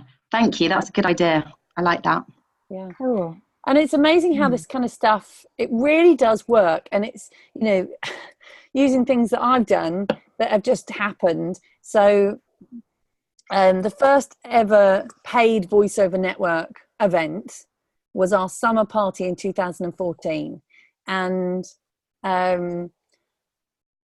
all our events up until that point had been kind of free events, and it just been like, right, we're going down the pub, come and join us. And I decided, it originally came from me thinking, I want to make this a better networking environment. So I want to get agents, producers, and casting directors in the room, and trying to figure out right, what do we do to get them in the room? Okay, well, we need to give them some free food and booze. That will get them there. Brilliant. Okay. So in order to do that, we need to charge people. And I wanted to provide food. And so we sold tickets. And that was really, I remember being really nervous about that to begin with. And we sold lots of tickets. And then the day before the day of the event, I had that moment, which we have those moments where, good devil, bad devil on my shoulders, and the bad devil piped up and said, what if it's going to be really rubbish and everybody hates it and they get bored? And so I was like, oh gosh, what do I do? If people get bored, what do I do? And I thought, I'll get them drunk. Is this how the limoncello thing started, Rachel? That's what I was going to say. But this is how the limoncello. I was like, okay, so I'll give everybody shots. If it's boring, I'll give everybody shots. Oh, And, Rachel. and I was thinking, okay, what shots could I give people? I was thinking, okay, tequila's a bit harsh. Like, I don't want people throwing up. Sambuca, like, that's mean. And then I remember thinking, oh, well, limoncello, that's quite sort of tame. It's not like sort of really strong. And it's got a nice tradition in Italy that you give it at the end of a meal as a free kind of thing. Right. Mm. And so I went to the supermarket and bought a couple of bottles and I took them.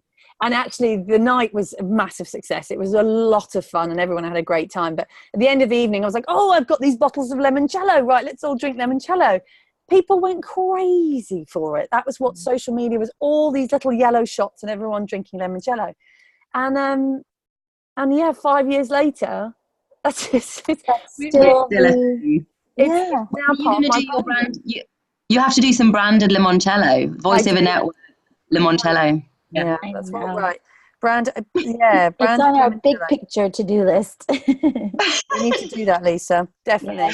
I know. I keep meaning to get some, but we definitely should get some branded limoncello. Yeah. And that can be part of our marketing campaign. Yeah. But it's so funny. And honestly, like, people go to Italy and they tag me in pictures of them, you know, in like drinking limoncello, and like I'm often getting gifts of like limoncello chocolates and limoncello biscuits. And it's funny. Brilliant. Yeah, so Cool. that's part of the branding thing as well. And the branding, you know, for all of us, it's important for us to pick things that we like. So yeah, so in terms of chocolate, like, fantastic. If you really like chocolate, like, do that. If you really like, I don't know, I'm trying to think, but yeah, it's the limoncello thing. Like, that's something I really like. So it's like, brilliant, that's great. And that's a fun thing to promote. I'm just trying to think, or if there's a particular biscuit that you really like, or, you know, maybe some of your heritage comes from Scotland, and you know what I mean? So think about you and use that for your marketing campaign, because when it comes from the heart and it's something genuine, you know, it's easier to talk about, and it's lovely. And then you can make that, you know, if you decide, okay, I've got heritage in Scotland. I haven't, but you know, just that's top of my head, like heritage in Scotland. Brilliant. Okay, shortbread. Right. Okay, so I could then, you know, get little packets of shortbread and send them out to clients to say thank you, because that's the other thing. So at the moment, we're trying to get clients, and that's a big part of marketing. But also a massive part of marketing is maintaining those clients. So that's something we haven't really talked about. And that's really, really important, because there's so much work that we put into getting that client. Now you need to maintain that client. And that is the key to a successful voiceover business. Is once you get, you know, all you need is a handful of regular clients who will come back to you again and again without you, you know, having to, you know, work really hard to get them. But things like, so really important to do, thank you cards. Yeah. Honestly, thank you cards are the most powerful, best things that you can do. When you work with a client, you just have a box, you know, just buy a load of thank you cards. You can get them branded, or you can get them just you know, flowers on, whatever. They don't even have to be branded, but a thank you card, a pretty thank you card. And just when you work with a client, you know, just get the habit, you just write to, you know, Bob, great to work with you. Thanks, Sally.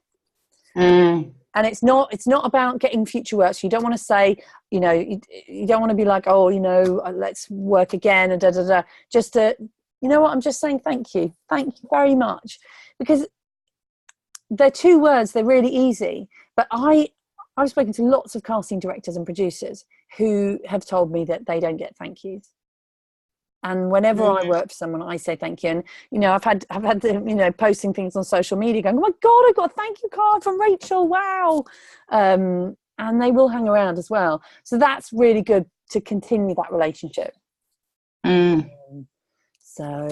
and yeah, and just to kind of every so often reach out, because people don't forget you on purpose. They just get busy. And so if you haven't worked with a client, you know, in a couple of months, and just ping them an email, just, hey, you know, how you doing?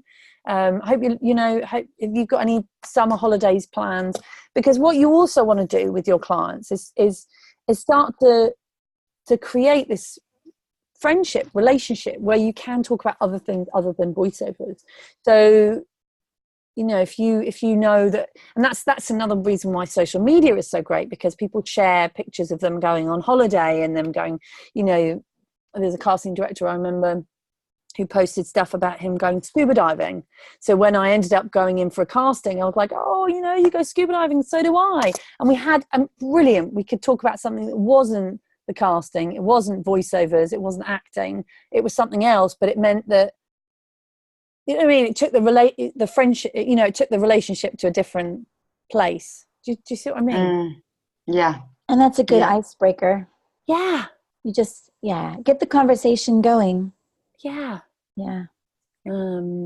So gosh, so you've got lots of exciting things to do for your e-learning job, which you're going to get by the 10th of July. Yeah.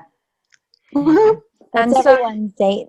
Yeah, and so in terms of those 6 contacts, you can just put aside time this week to build that list up to 20, and just do exactly what you did to get those 6, and then get 20. Yeah. Yeah. And it's you know, and it's totally doable. I'm loving the comments. Excellent chocolate strategy. Love that limoncello. Yes. So but yes, and also going to events. So finding out about events. So that's all part of this. And it is, you know, just putting aside time every day to work on your business, not in it. Yeah. But it sounds exciting. I love the idea of you going to events with t-shirts with your branding on. Yeah. Saying, hire me. Yeah. Because it's interesting to think also about the clients that you want that are chasing the clients that they want. And where they're gonna, so, you know, so I often think, right, okay, so if you put yourself in the shoes of a e-learning production company producer, where do they go and get those clients from? And that's where they're going to be trying to hang out. So then you need to think about that and think about, okay, so if I can be in the area that they are when they're trying to get clients. So for instance, you know, in commercials, it's like, okay, so the producers are going to be hanging out at advertising agencies, you know, like, and then the advertising agency, you know, so it's just about sort of thinking a little bit further. Yeah. And bigger and outside the box, because not a lot of voiceover artists do that. So the majority of voiceover artists will send an email every 6 months, and they will spend their time tweeting about cats and dogs, and you know, and so you guys are stepping up and doing much more, which is fantastic, and it does make a difference. I like it. Thank you so much. Yeah, thank you so much. It's brilliant. Exciting. Any questions, Sally, while you're on? No, I think one of the things I'm just sort of thinking about at the moment is LinkedIn, because I have a LinkedIn profile which is very much just all about my day job. Okay. And I'm slightly unsure whether you can have a totally separate profile or whether I should just about, you know, make it quite open to all of those people that I'm doing that as well. And I guess I'm just kind of getting my head around that at the moment, but I'm sort of not doing anything on LinkedIn at the moment because of that. And I get that. So that's a tricky one, because you feel like they're two separate worlds, but actually, what if they complement each other? Exactly, that's the thing, and I think they could do, and that's sort of what I'm starting to think about more now. So I think that's just something to get my head around a bit and think about as a bit of a strategy around that, maybe, rather than just kind of, you know, putting it out there. But no, I don't think I've got any questions at the moment. I think I know what I need to do from all the thing, but I just need to do it. So, and if you want any you go. I was just going to say, if you want any second opinions or anything, just, you know, share in the Facebook group. Yeah. When you come up with your connecting. Yeah, that'd be great. Yeah. Is this too cheesy? No. And also, you know, I think, you know, with the LinkedIn page, I think don't overthink it. Yeah, maybe you're right. I think a lot of the time, you know, as I said before, you know, a good written email is better than a perfectly written email that doesn't get sent. Yeah. And it's the same, you know, we can tweak things, we can change things. You can add to your LinkedIn page, and then you can change it and you can tweak it. It doesn't have to be perfect. And putting out there that you do voiceovers, there'll be people in your work environment that you're connected to who will probably want to employ you. Yeah, you're right. I think there will be. Yeah. And so they'll be really excited, and they'll want to help you as well, because that's the other thing, you know, we want to help each other as human beings. You know, that's a natural instinct that we have that gets kind of overrun with, you know, other things. But in our essence, in our kind of, I believe that our true essence is that we do want to help each other. Yeah, totally. Yeah. And it's, so exciting. That's good. Yeah, thank you. Yeah, wonderful. Great Right. plan, Sally. Yeah, very good. Go get them. You've got a lot to do. Excellent. Right. So I'm gonna I think I'm gonna just mute you. Thank you, Sally. Okay, so who else have we got? Is that it? Everybody else is watching on record. Okay, people who are watching on record, you're gonna have to, if you would like to share, go into the Facebook group. We've got a Facebook group. Please go in there and share, and then everybody else can, because what's lovely about this is that we're all, it's helping us all get our minds going and come up with ideas and strategies. So when you put stuff in the Facebook group, we can all go in and we can all comment and support and share and help each other. So yes, it's like a peer group. Yeah, definitely. So excellent. Very clever. Wonderful. So Does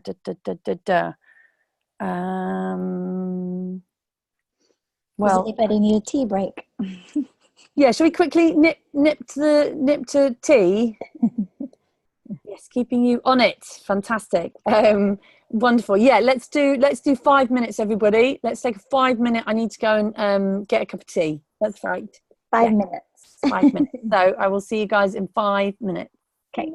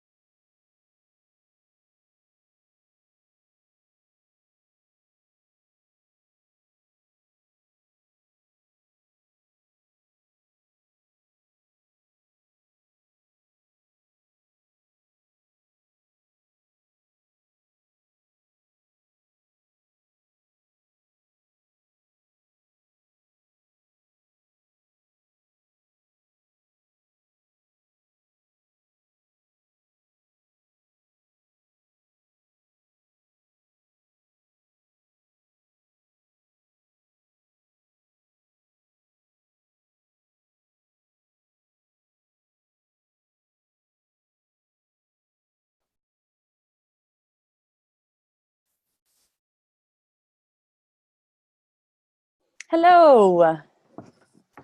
Hello, everybody. Hey, Lisa's there. Hi. Fantastic.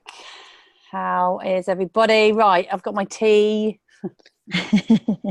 Wonderful. That was brilliant, everybody. It was really wonderful to kind of hear what you've all achieved. And I know some of you were like, oh, I've only got, like you were saying, 6 people, not 20. But that's okay, because what you've done is you started, and I want you to continue. And I really feel like 20 is a good number. So keep going.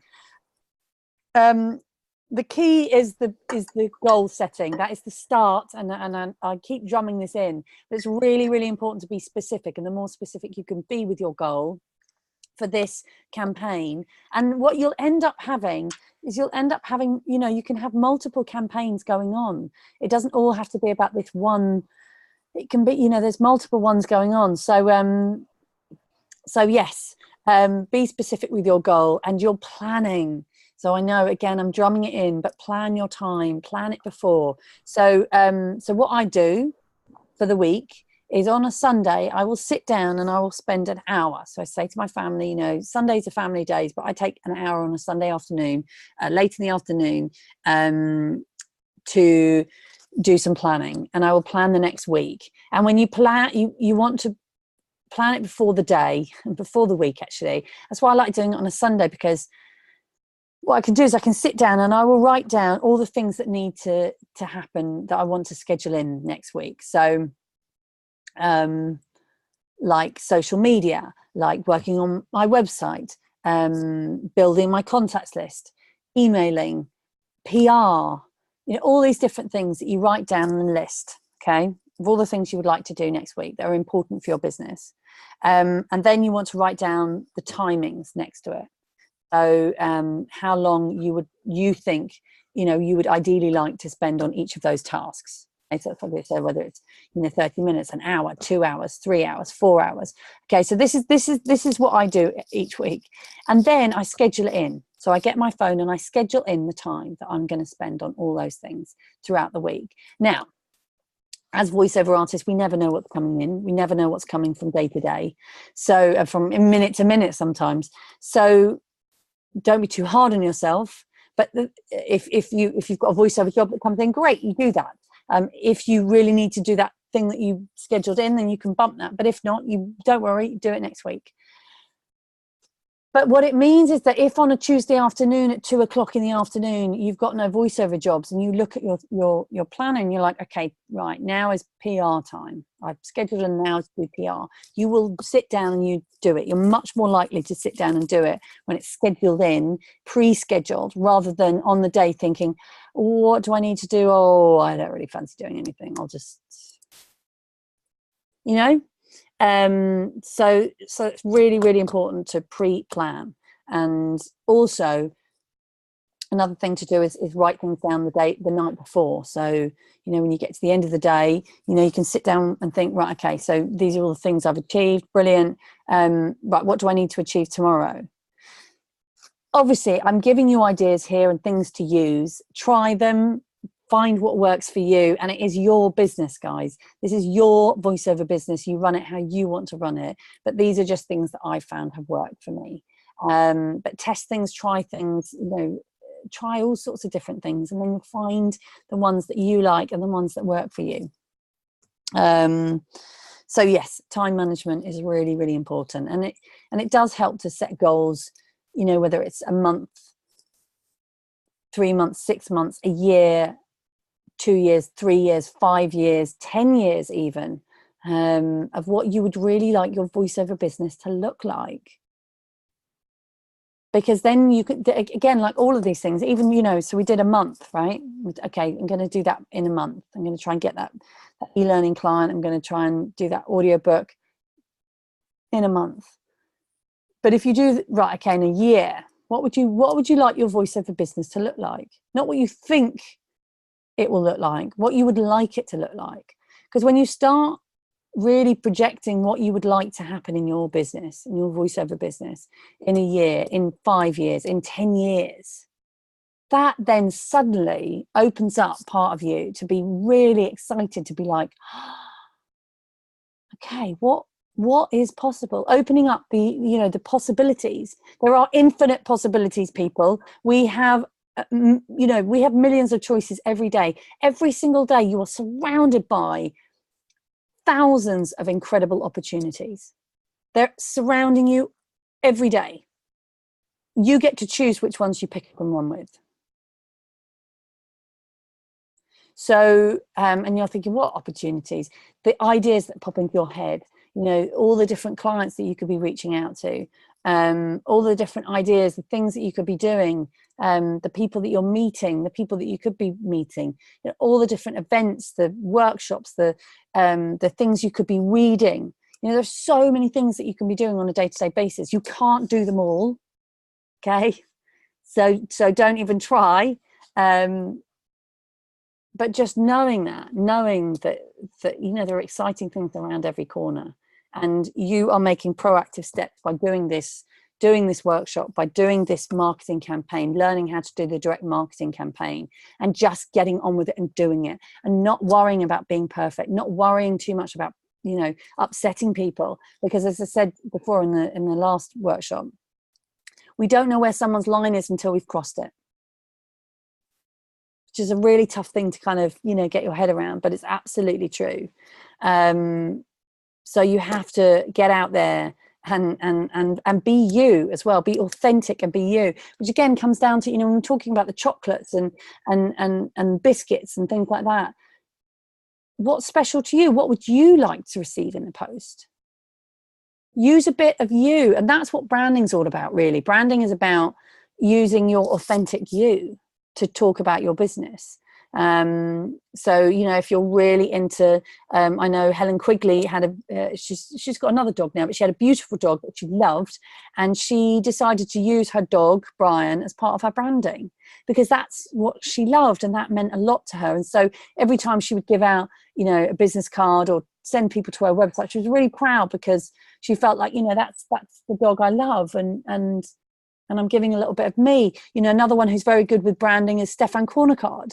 So his branding is he's the voice of chocolate, because he loves chocolate.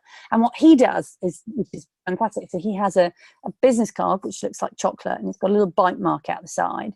And he takes around a little perfume bottle filled with the spray with the scent of chocolate. And when he gives people a business card, he sprays it with a little scent of chocolate. He gives it to them. They smell. You can smell chocolate, right? Now that's genius, okay? Because he's tapping into, it's great, it's fun, it's creative, it's silly, but people remember it. Same thing with my limoncello. It's crazy, it's silly, it's fun, it's bonkers, but people remember it. So just think about you, and think about something that's unique to you. You're not unique, but just something that rings true to you. And if you always eat mangoes, then use a bit of mango, or, just if you love surfing, or you love the color blue, or a certain kind of music, if jazz is your thing, then use that in your branding and have fun, because that's where marketing works. It's when you're having fun and you're enjoying it, and then it doesn't feel like hard work. It's like, oh, this is exciting, right? What I'm going to do is I'm going to go and help some people, and I'm going to go and share with them a little bit of this wonderful chocolate that I've had made, that's got my branding on, that's full of ginger. But you'll feel more excited to share it if it's got your own personal stamp on it. Yeah. Besides your branding, something more to it than that. Yeah. Definitely. And use that with your website. So moving on to websites. Websites. The joys of websites. How are you all doing with your websites? Have everybody's got a website? Can you just say yes, please? Yes. Have you got a website? Yes. Yes. Sally? Yes. Okay, good. And those of you that are watching this record, yes. If you haven't got a website, please go get one. It's not something, it's just, you just have to have them. Make sure that your URL is your name and not wix.com/your name by your URL. It's really easy to do. Daddy, I wanted to say Daddy Yankee then. GoDaddy. GoDaddy. GoDaddy.com. Just buy your domain name. And on your website, it can be simple. It can be simple, or it can be complicated if you want. But what's really important with a website is that when somebody goes onto the page, they get a sense of who you are straight away. And again, that comes down to your branding, and that makes you stand out, and that makes people feel like they get to know you by straight away in your front page of your website. So a little bit of something about you. So whether it is you love cats or dogs or ginger biscuits or jazz music, use a bit of you and what you love and what makes you, something from your personality that stands out, and use that on your website. You also want to make sure that you have a little bit of information about you. So, just some sort of, I'm a voiceover artist and I love doing audiobooks. It can just be as simple as that. I like photos. Some people don't. That's a preference thing. I think it's nice to have a photo of you on your website. But again, it's personal preferences. Some people, I know people say absolutely not. And that's fine. I like having a photo because I think that people like to work with people. But it does make judgment, of course. People see a picture of me, it's like, oh right, so she's blonde, woman. They make assumptions, and they do. And it's just weighing up but actually,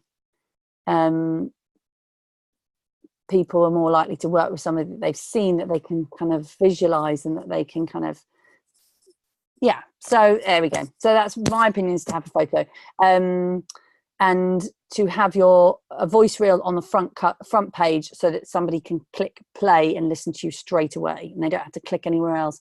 They can click play and listen to you, and it should be the reel that you are most proud of and that you want to get the most work in. Okay. What about a blog? Usually that's where I put more of myself. Yes, blogs are great, but you do want to have something on your front cover, even if it's just a little bit. It should be something about where you're from and the kind of basics that somebody would need to know about you. Reason being that the voiceover industry is global, is a global industry. So people will find your website from America, and maybe from Colombia, and maybe from Australia. And so it's actually really good to straight away say, hi, my name's Jonathan. I am a British, London-based audiobook narrator that specializes in yada, yada, yada. Thanks for checking out my website. Get in contact if you'd like more information or a quote. It's like something like that that's just nice, friendly. It doesn't have to be, in depth. And then you also want to have, and blogs are great. Blogs are fantastic because they really help with your SEO, and they're great for promoting and PR and all that sort of stuff. So we'll get onto PR in a minute. Other things you want to have on your website, you want to have links to your social media pages. So you don't have to have, some people have their actual social media feeds coming through, and that's fine. That's up to you if you want to do that. But I think just make sure that you've got your social media like handles. So, your Twitter, a link to your Twitter, a link to your Facebook, a link to your Instagram, a link to your YouTube channel. You guys should have YouTube channels. It's free, easy to set up, and you can put all your work on there. So you should have YouTube channels. So yes, what else do you need to have on your website? Your contact details, they should be up to date. You should have some pictures, some fun pictures, and also some clients. So some of the logos from some clients that you've worked with, which is a fantastic way for people to be like straight away, okay, I see that you've worked for BMW, you've worked for Toyota, you've worked for, you know, they straight away they can go, this person is legit. Another thing to have on your website are testimonials. That's what I was just going to say. Yeah, they are social proof. Yeah. And people love testimonials. If you can get a picture. So when you work with a client, just email them and say, thank you so much. It's been a pleasure working for you. I'm just making some updates to my website. Would you be happy to write a testimonial for me? It doesn't have to be very long. And they'll go, yes. And they'll say, oh, Jonathan was fantastic to work with. I highly recommend him. Perfect. Done. Right, and then you can put that on your website. Please, can we have a Von badge, or can you download it from the website? Yes, we have got a Von badge. Lisa. Right now. Lisa will give you the Von badge and you can pop it on your website. Yes. So that's awesome. And yeah, we should put that in the mailer this week. Okay. Because we haven't sent that out for a while, but yes. So you can put the Von logo on your website, which again is kind of, it's a social proof. It's like, yes, this person is invested in themselves. This person is of a certain, you know, caliber of voiceover artist. And yeah, which is awesome. What else do you need to have on your website? I like an about page, just because that's quite nice, just for somebody to go in, and then you just put, you know, I've been a voiceover, just a little bit of your story, you know, how you got started, why you're a voiceover artist. Yeah, just so that people feel like, you know, they get to know you a little bit. Yeah, and that's all you really need to have on your website. It doesn't need to be very complicated. But yeah, having your voice reels, and if you've got any videos, again, your YouTube, if you've got clips of commercials, TV commercials, documentaries, anything, when you work with a client, always ask for a copy of the ad. That reminds me, I need to chase up on a couple of recent ads that I did. But always ask for a copy of the, you know, the recording, so that you can use those for future voice reels. You can use those to put on your website, and you can upload them to YouTube. Also, it's just good just to double check, is it okay if I upload this to my website? Just make sure that they're happy. And also double check, you know, can I use this for a voice reel? My show reel. Sounds good. Again, yes. Very likely. Yeah, also, yeah, just be careful of NDAs as well. Like, don't mention anything on your website unless you are allowed to. So if you have signed an NDA, especially with video games, just be very careful. Mm-hmm. On the video games note, and actually animation, it's really important to have an IMDb page. So IMDb pages they're really for sort of film and TV, but they're also for video games and animation. And so you want to have an IMDb page. I have a pro page. It means that I can update it and add things and add pictures and add videos. And when you are in an animation or a video game, you can be credited.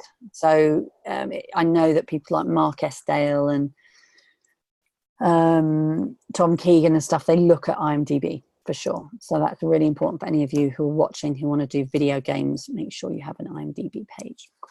Oh, right, I'm enjoying my tea. Has everybody got tea? Oh. I'm just creating a Dropbox folder because it won't let me just drag and drop the badges. So okay, get that done. Yeah, we'll just make sure we get that in the mailer this week. But yes, thank you for reminding us about the badges. We often forget. Okay, so we've done websites. Any questions on the website, guys? Anyone got any questions? Anything that you want to share that's worked for you or not worked for you? Anything? Does anybody want to share their website? Or we can move on to, I have done a visual demo reel. It is not stuff I have actually done, but I think it is very helpful. Yes, definitely. Visual reels are, it's just a demo. Yeah, honestly, visual reels are fantastic. Whenever I go on somebody's website, the first thing I do is look for a YouTube link to press play. And that's what a lot of people do. So yes, having a visual demo, if you can get clips of stuff that you've done, or even if you can't, just have something with even if it has, I know that I remember seeing Guy Harris had a visual demo. It just had his name kind of doing funky things. But yeah, if you can just use pictures of branding, and yeah, definitely visual demos are very popular. And then having that on your website so that people click. A friend did this. Ooh, I'm going to watch. Let me watch. We're all going to watch. It's there, guys, the Dropbox folder with the badges, just so you know. Cool. I'm going to watch your visual demo. Yeah. Well, it's 2.5 minutes. Okay. Funny little creatures, always growing, changing. Good job. TK Maxx has everything you need to kit them out. Whatever they're into, get the best brands for less at TK Maxx. Forget them, or they get got. Get the best brands for less at TK Maxx. The sock-assisted world record. The staircase stampede. The big scare. The little spill. Staircase stampede. The giggles and tickle. Big scare. The chill out. The little spill and fallout. The giggles for the weird and wonderful. The kids out. Lights out. Carpet ride. The light. The new Kia Sportage. More style, more tech, more fun. The new Kia Sportage never ceases to amaze. Changed everything. The new Kia 1 minute we're looking at flats near cafes and buzzing nightlife. The next we're obsessing over green spaces and reliable babysitters. But this move was a biggie. Out of town, near family. Somewhere we could settle. Wherever you are on the ladder, the post office have lots of mortgages to help you get to where you want to be. Search post office mortgages to find out more. Introducing your new summer must-have. Olay Total Effects 7-in-1. Now with SPF 30. Look out and about, enjoying the sun. Olay Total Effects has you covered. No hassle, just pure summer fun. Life is shaped by choices. Care for heart. Dress up or dress down. Peanuts or Percy Pig. At M&S Bank, we know choice is everything. That's why our credit card lets you select the offer that best suits your needs. Because nobody knows what's best for you, like you. For more information, search M&S Bank. When you have cancer, you don't just worry about what will happen to your body. You worry about what will happen to your life. You don't just whether it's concerns about who you can talk to. You worry planning for the extra costs or what to do about work. Concerns about. At Macmillan, we understand how a cancer diagnosis can take over everything. At Macmillan, that's why we're here. Cancer diagnosis. No one should face cancer alone. And with your support, no one will. No one. If you'd like support or information, visit us at macmillan.org.uk. That is awesome. Oh my gosh, Sally, that is absolutely awesome. Has everybody watched it? If you haven't, you need to watch it. Yes, that's absolutely brilliant. Once from Marcus J. Richards. He's a really nice guy. Too long maybe. I got quoted 1,000 by USA company to do one. He was a lot cheaper. Wow. What's his name? Marcus J. Richardson. Can you share his details with us? Because he sounds brilliant. Let's take his details, Lisa, because that was brilliant. Oh, Sally, I thought you said I'm crying right now, but you said cringing right now. No, it was, we all loved it. Oh, thanks for sharing. Brilliant. Yes. Oh. Yeah. There it is. She's shared it there. Thank you. Thank you. Yeah. I'm going to write that down because I think that was absolutely brilliant. So, yeah, have you had any work from that reel? When did you have it done? A few months ago. Lisa, have you got his details? I just copied it. Yep. Cool. So I'm really, really impressed with that. Yeah. You know what you could do? Mini Mammoth Films. You could use that for a Facebook ad. I mean, you should be putting that out on like Twitter and Facebook, and yeah, I mean, it's that's just awesome. Really, really impressed. Great find. Yeah. How much it was? God, in America that would cost $1,000. thousands, without a doubt. Wow. Oh. I don't know how much it was. Will you send me a message, or you know, if you but yeah, I know in America, yeah, that would cost a huge amount. It's really, really good. Wow. I want one. I want 10. I want loads. You could get that done though. You get a video done for all the different areas of voiceover.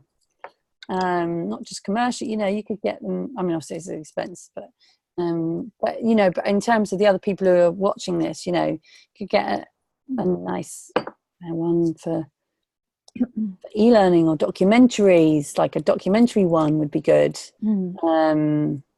Or a video game one. Ooh, my mind is going ding, ding, ding, ding, ding. We've got ideas for things that we could do.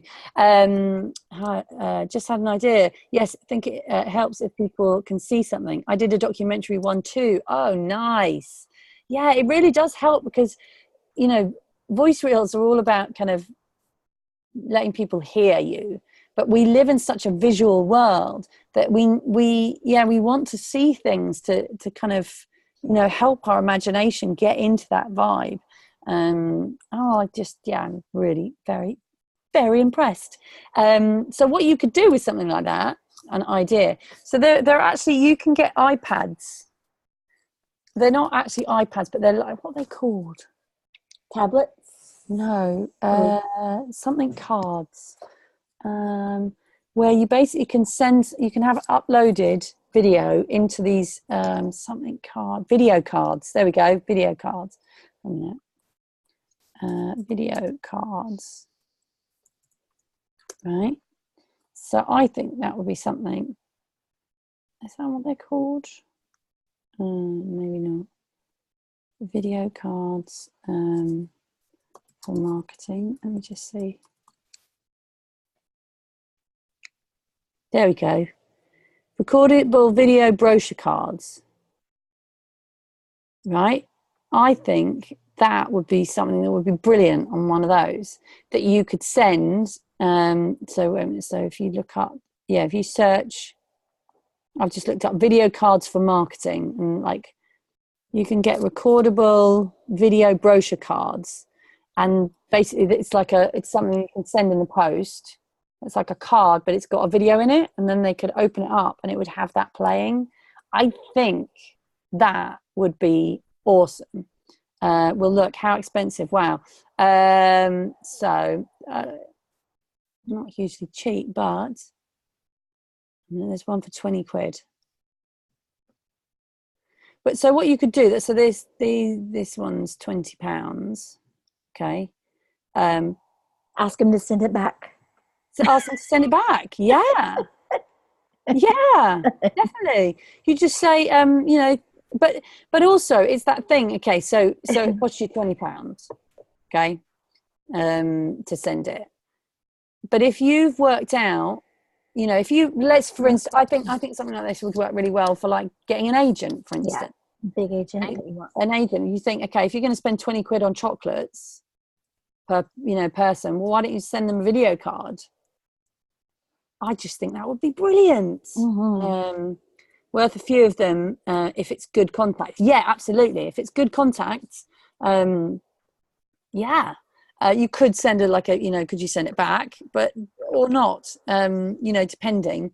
You wouldn't send that to like 200 people. You would send it to, you know, so something like that. Yeah, you could send that to like an amazing contact at a production company that do, you know, adverts for a specific car company, you know what I mean, that you want to work for, or definitely agents. I can imagine agents would love that. Mm-hmm.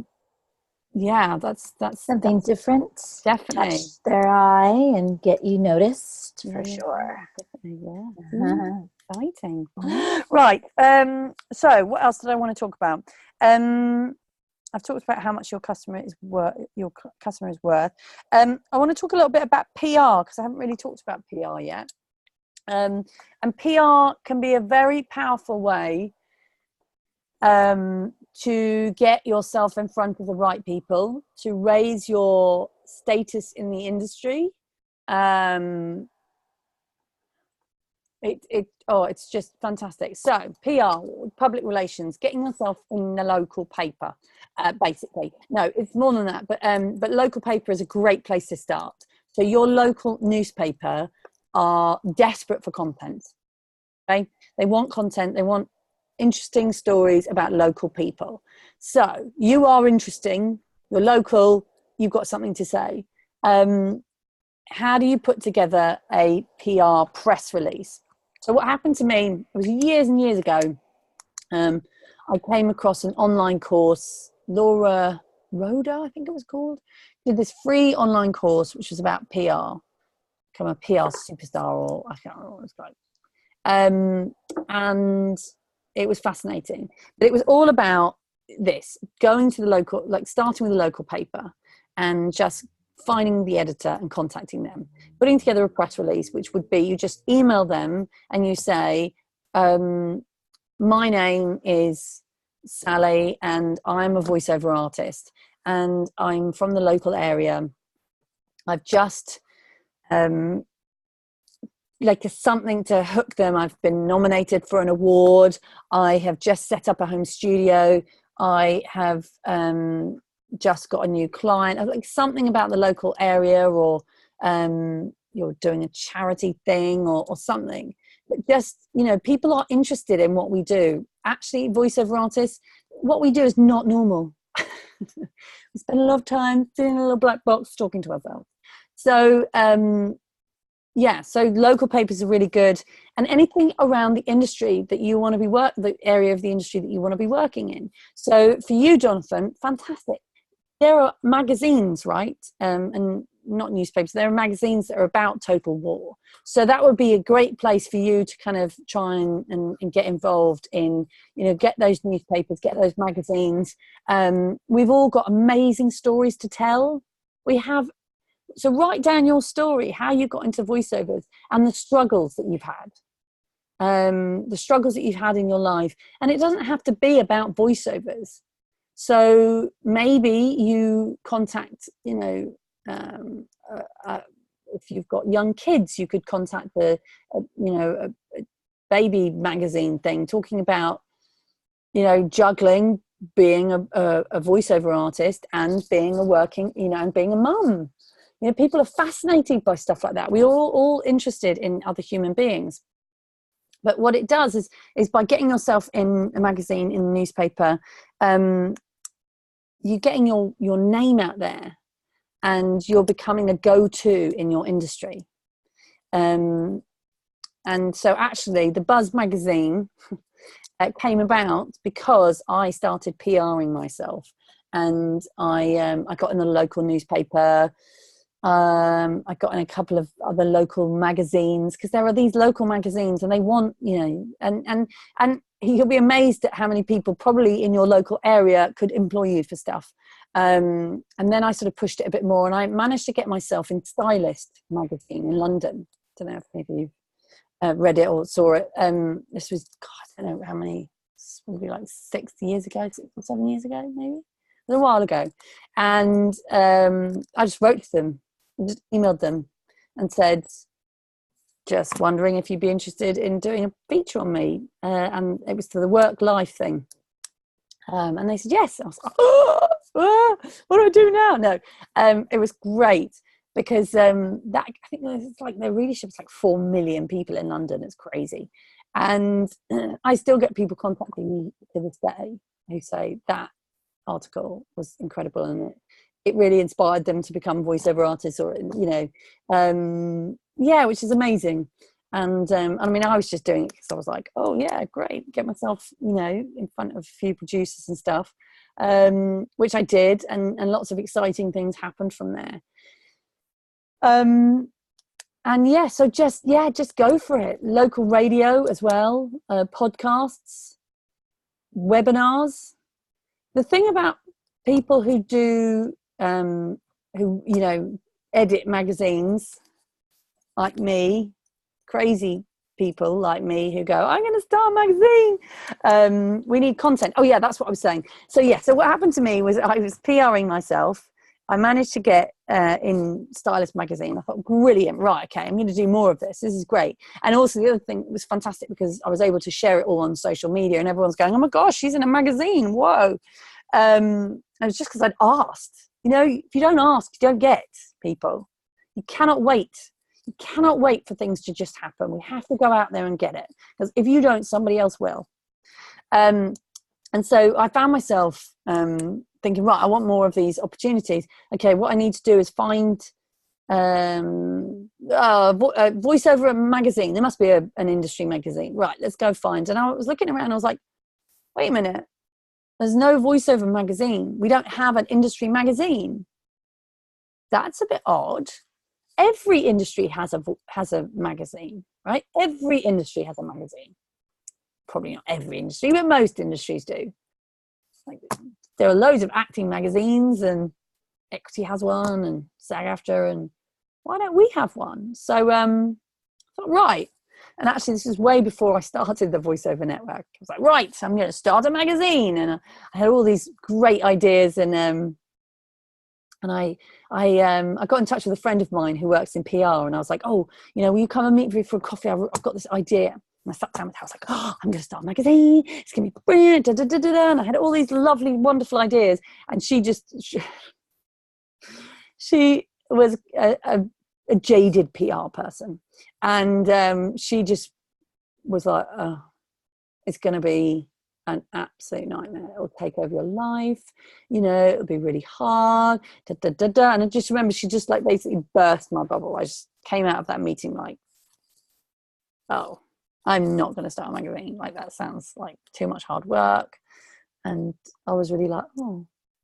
So I kind of put that on a back burner for a while. And then it wasn't until years later when we had the Voiceover Network as the meetup group going. And at the end of 2014, I was like, right, okay, let's do something with this, and let's try and do something positive for the industry and make it, strengthen the industry. And I thought, right, okay, we'll do a membership, and we'll do a magazine. Yeah, I know. How hard can it be? You just ask for people to write some stuff, you get a designer to put it all together, and then you get it printed, and then, yeah. It just is. I love the Buzz magazine. I love it so much. It is an amazing thing that we that we bring out every 3 months, and it's a lot of hard work. I cannot even stress enough how much hard work. We are right in the throes, aren't we, Lisa, of trying to get this next edition off to the printers tomorrow. But we are in it. We are in it. Next edition, it's going to be incredible. I just have to push things and make things harder and harder every time. So we have a really interesting twist, which I'll tell you about, actually. We're doing a Spanish edition. Yeah, because I'm crazy. But it's very exciting, and I don't speak Spanish. It does sound funny for us to say it. I just saw myself on Sunday. I was sat there on Sunday just like freaking out about like deadlines and getting everything together, and then I just suddenly started laughing at myself. I'm like, oh my god, what am I doing? I'm producing a magazine in a language I don't speak. Yes, I'm crazy.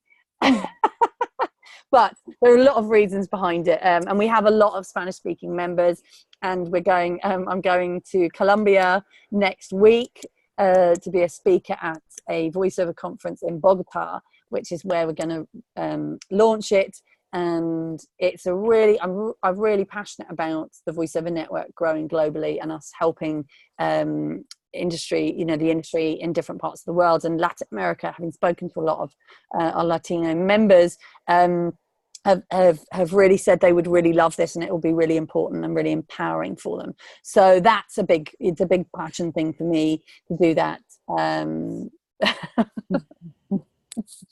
It's a little crazy. Colombia is amazing, says Mills. Oh, have you been? Have you been? I can't wait. I can't wait. So I go on Wednesday next week.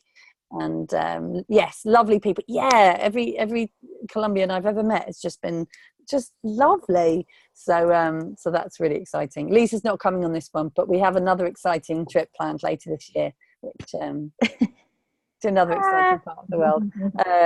Really friendly and enthusiastic about their country. Yeah, they are. They really are. So that's exciting. But sorry, going back to the Buzz magazine. So as editor of the Buzz magazine, I'm always looking for content. Have any of you guys written for us? Write me an article. Honestly, write an article for the Buzz magazine. The Buzz magazine goes to lots of agents. It goes to production companies. It goes to recording studios in London. Worldwide. Yeah, worldwide.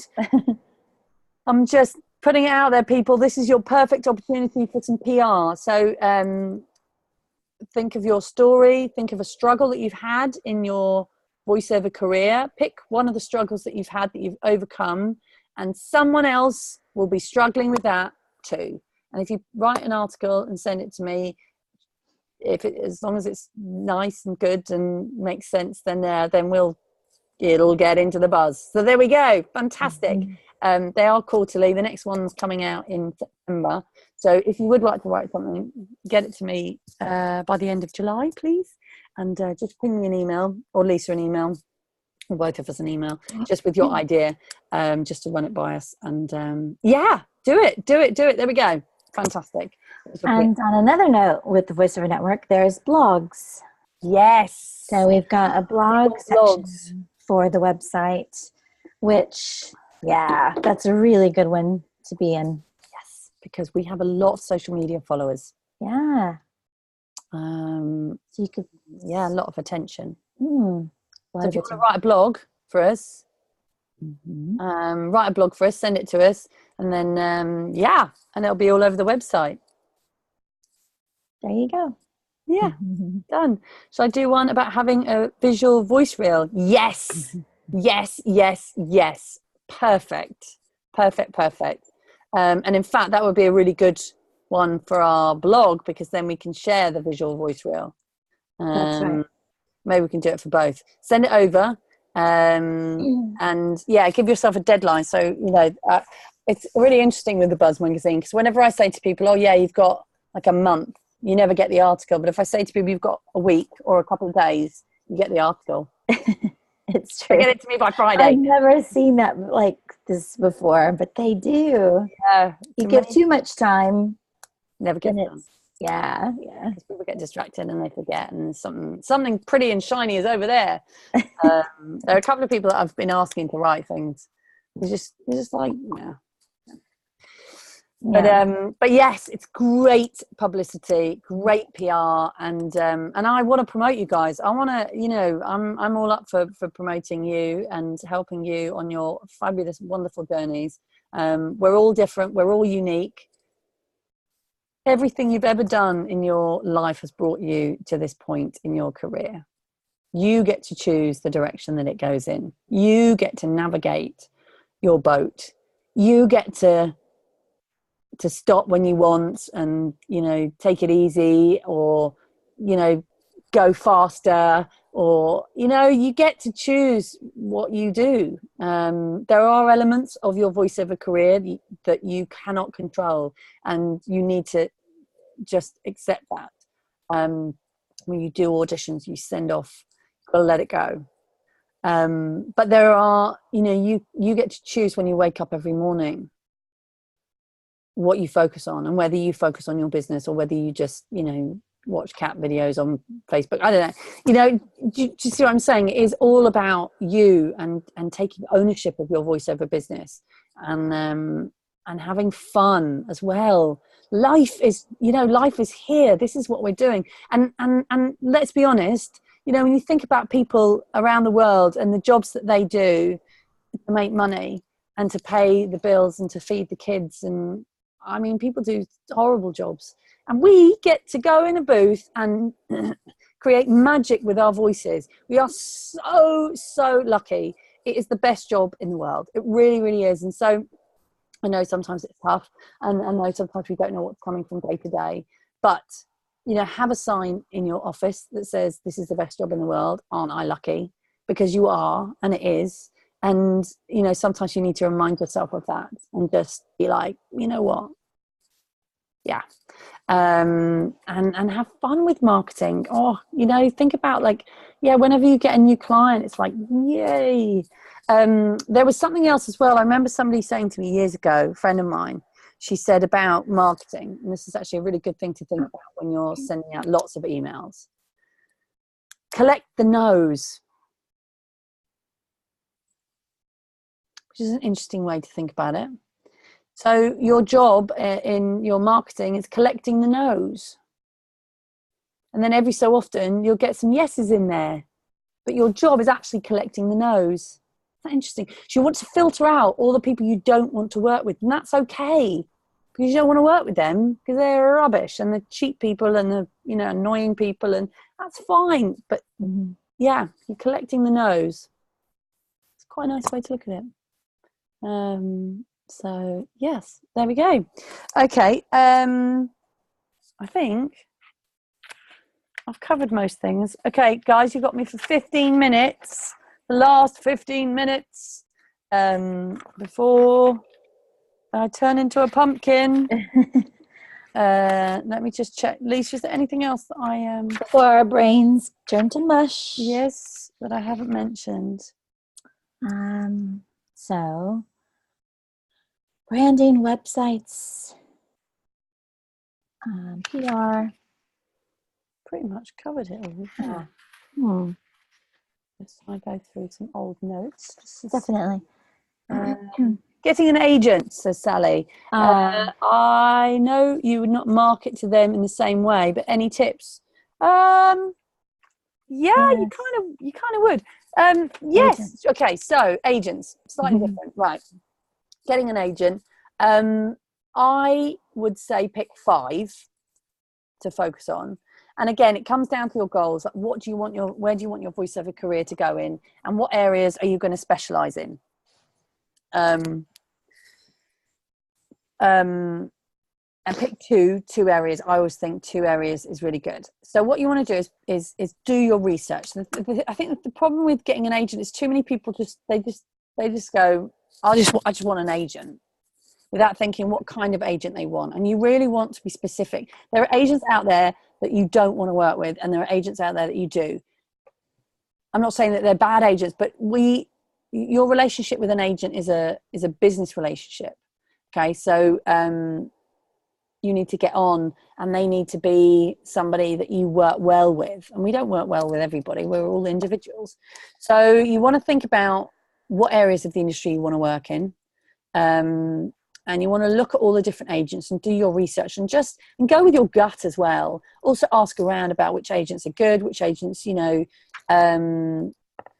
pick your 5 agents, do your research, pick your 5 agents. And then write them an email. And in that email, what you want to be doing is you want to be thinking of it like a business proposition. Okay, come at them on an even field. Okay, now think about this agent. Okay, they get hundreds of emails every week from voiceover artists going, pick me, I'm brilliant, I'm really good, I've got a really great voice, I really, really want to be with you because you're fab, and but what you want to do is go, I have picked you. Okay, I have done, you basically just,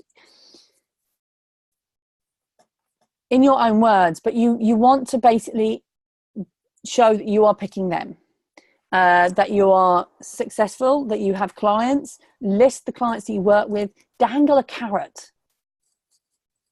Doesn't have to be set in stone, dangle a carrot. I have done a Toyota commercial, and they are looking to do another one next year with my voice, and I need an agent to help negotiate the contract. Stuff like that. Okay, that just helps get their attention. Follow them on social media. retweet their stuff, like their stuff, comment on their stuff. Okay, they notice. Find out if they're going to be at any events or any webinars. Maybe one this Wednesday, could be the Voiceover Hour if you're interested in excellent talent. That would be a good one to come and join, and make sure you ask John a question, and then follow up after the webinar with thank you very much, John, it was a great webinar, you were fantastic, stuff like that. Send them stuff in the post. I know that people do that. So yes, you can send them chocolate mugs. Agents love stuff like that. And yeah, go to events that they're at. So yeah, it is a similar thing. So you want to just keep following up with them. And if they don't respond, you call them. That's what I do. That's what I would do. Find out who who's on their books as well. See if you can befriend, if you know anybody who's a friend of yours who's on their books that would be willing to recommend you or mention you. That's always a really good way to get in with agents these days, of being recommended. And just when you email them, show them that you've done your research. So, tell them you've been on their website, you've checked out their talent, you can see where you would fit in that and how you stand out and what is it that's unique about you. Because the problem with so many agents, and I know, oh gosh, it took me years to get my first agent, and I had this horrible thing where they kept saying, we've got one of you. We've got one of you. We've got one of you. Nobody's got one of you. Okay, we are all totally unique. So nobody has one of you. And you need to just make sure you know your uniqueness. And that is what your uniqueness is, everything that's happened in your life that has made you who you are. Because we all read copy slightly differently. Because the way that we read stuff is our personality, and that is affected by everything that's happened in our life. So no two people will read copy the same way. And that's what you're being booked for as a voiceover artist. It's not just the sound of your voice, it's your personality, and it's what you bring to the copy, it's how you interpret it, it's your acting. So yeah, I think acting skills are really important to mention, and your acting experience is really important to mention. Your love for the industry. If you know that a particular agent, is involved with a particular company like the Voiceover Network, i.e. excellent talent, because they're my agent, it's worth mentioning this course, worth mentioning me. Stuff like that. Just name drop. Go for it. Yeah. So hopefully, I've said quite a lot there, but I hope that's helpful. Thank you. Cool. And also in the email, you said before to explain that you're helping solve a problem. Yes. Yes. What's their problem? You want to solve it. Yeah, absolutely, Lisa. That's totally right. So think about it from the agent's point of view. What problems do they have? What are the problems that they have on a day-to-day basis? They have problems getting hold of talent. They have problems with talent not showing up or going on holiday or getting sick. Or not reachable. Yeah, not reachable. Like all those things are things that agents have a nightmare with, and so you want them to know that you are reliable, that you're professional, you're available. You can get to a studio. You'd be happy to drop everything a second and be there. Yeah, all those things. And if you can offer, up a client. Again, I do that with my agent. I get a lot of my own work, and I'll throw some, their way. So that's also a good way to do with an agent. Mm-hmm. Yeah, there we go. Cool. What were the other questions? There was a couple of others, Lisa, weren't there? Any tips for me for the business expo I'm going to tomorrow? Mills, right. So your expo tomorrow. Yes, tips. Speed networking. You want to go into that scenario and think, how can I help somebody in this room? What can I do to help somebody in this room? That's your mission tomorrow. It's not about you, it's about them. So go into that scenario and just think, right, who can I connect them with to help them? That's where networking works. It's not when you go in going, right, what can I get out of this situation? And, Yes, take your business cards, but go and see how you can help people. Listen to them, listen to what they need, and see what you can do to help them. That's the best bit of advice, I think.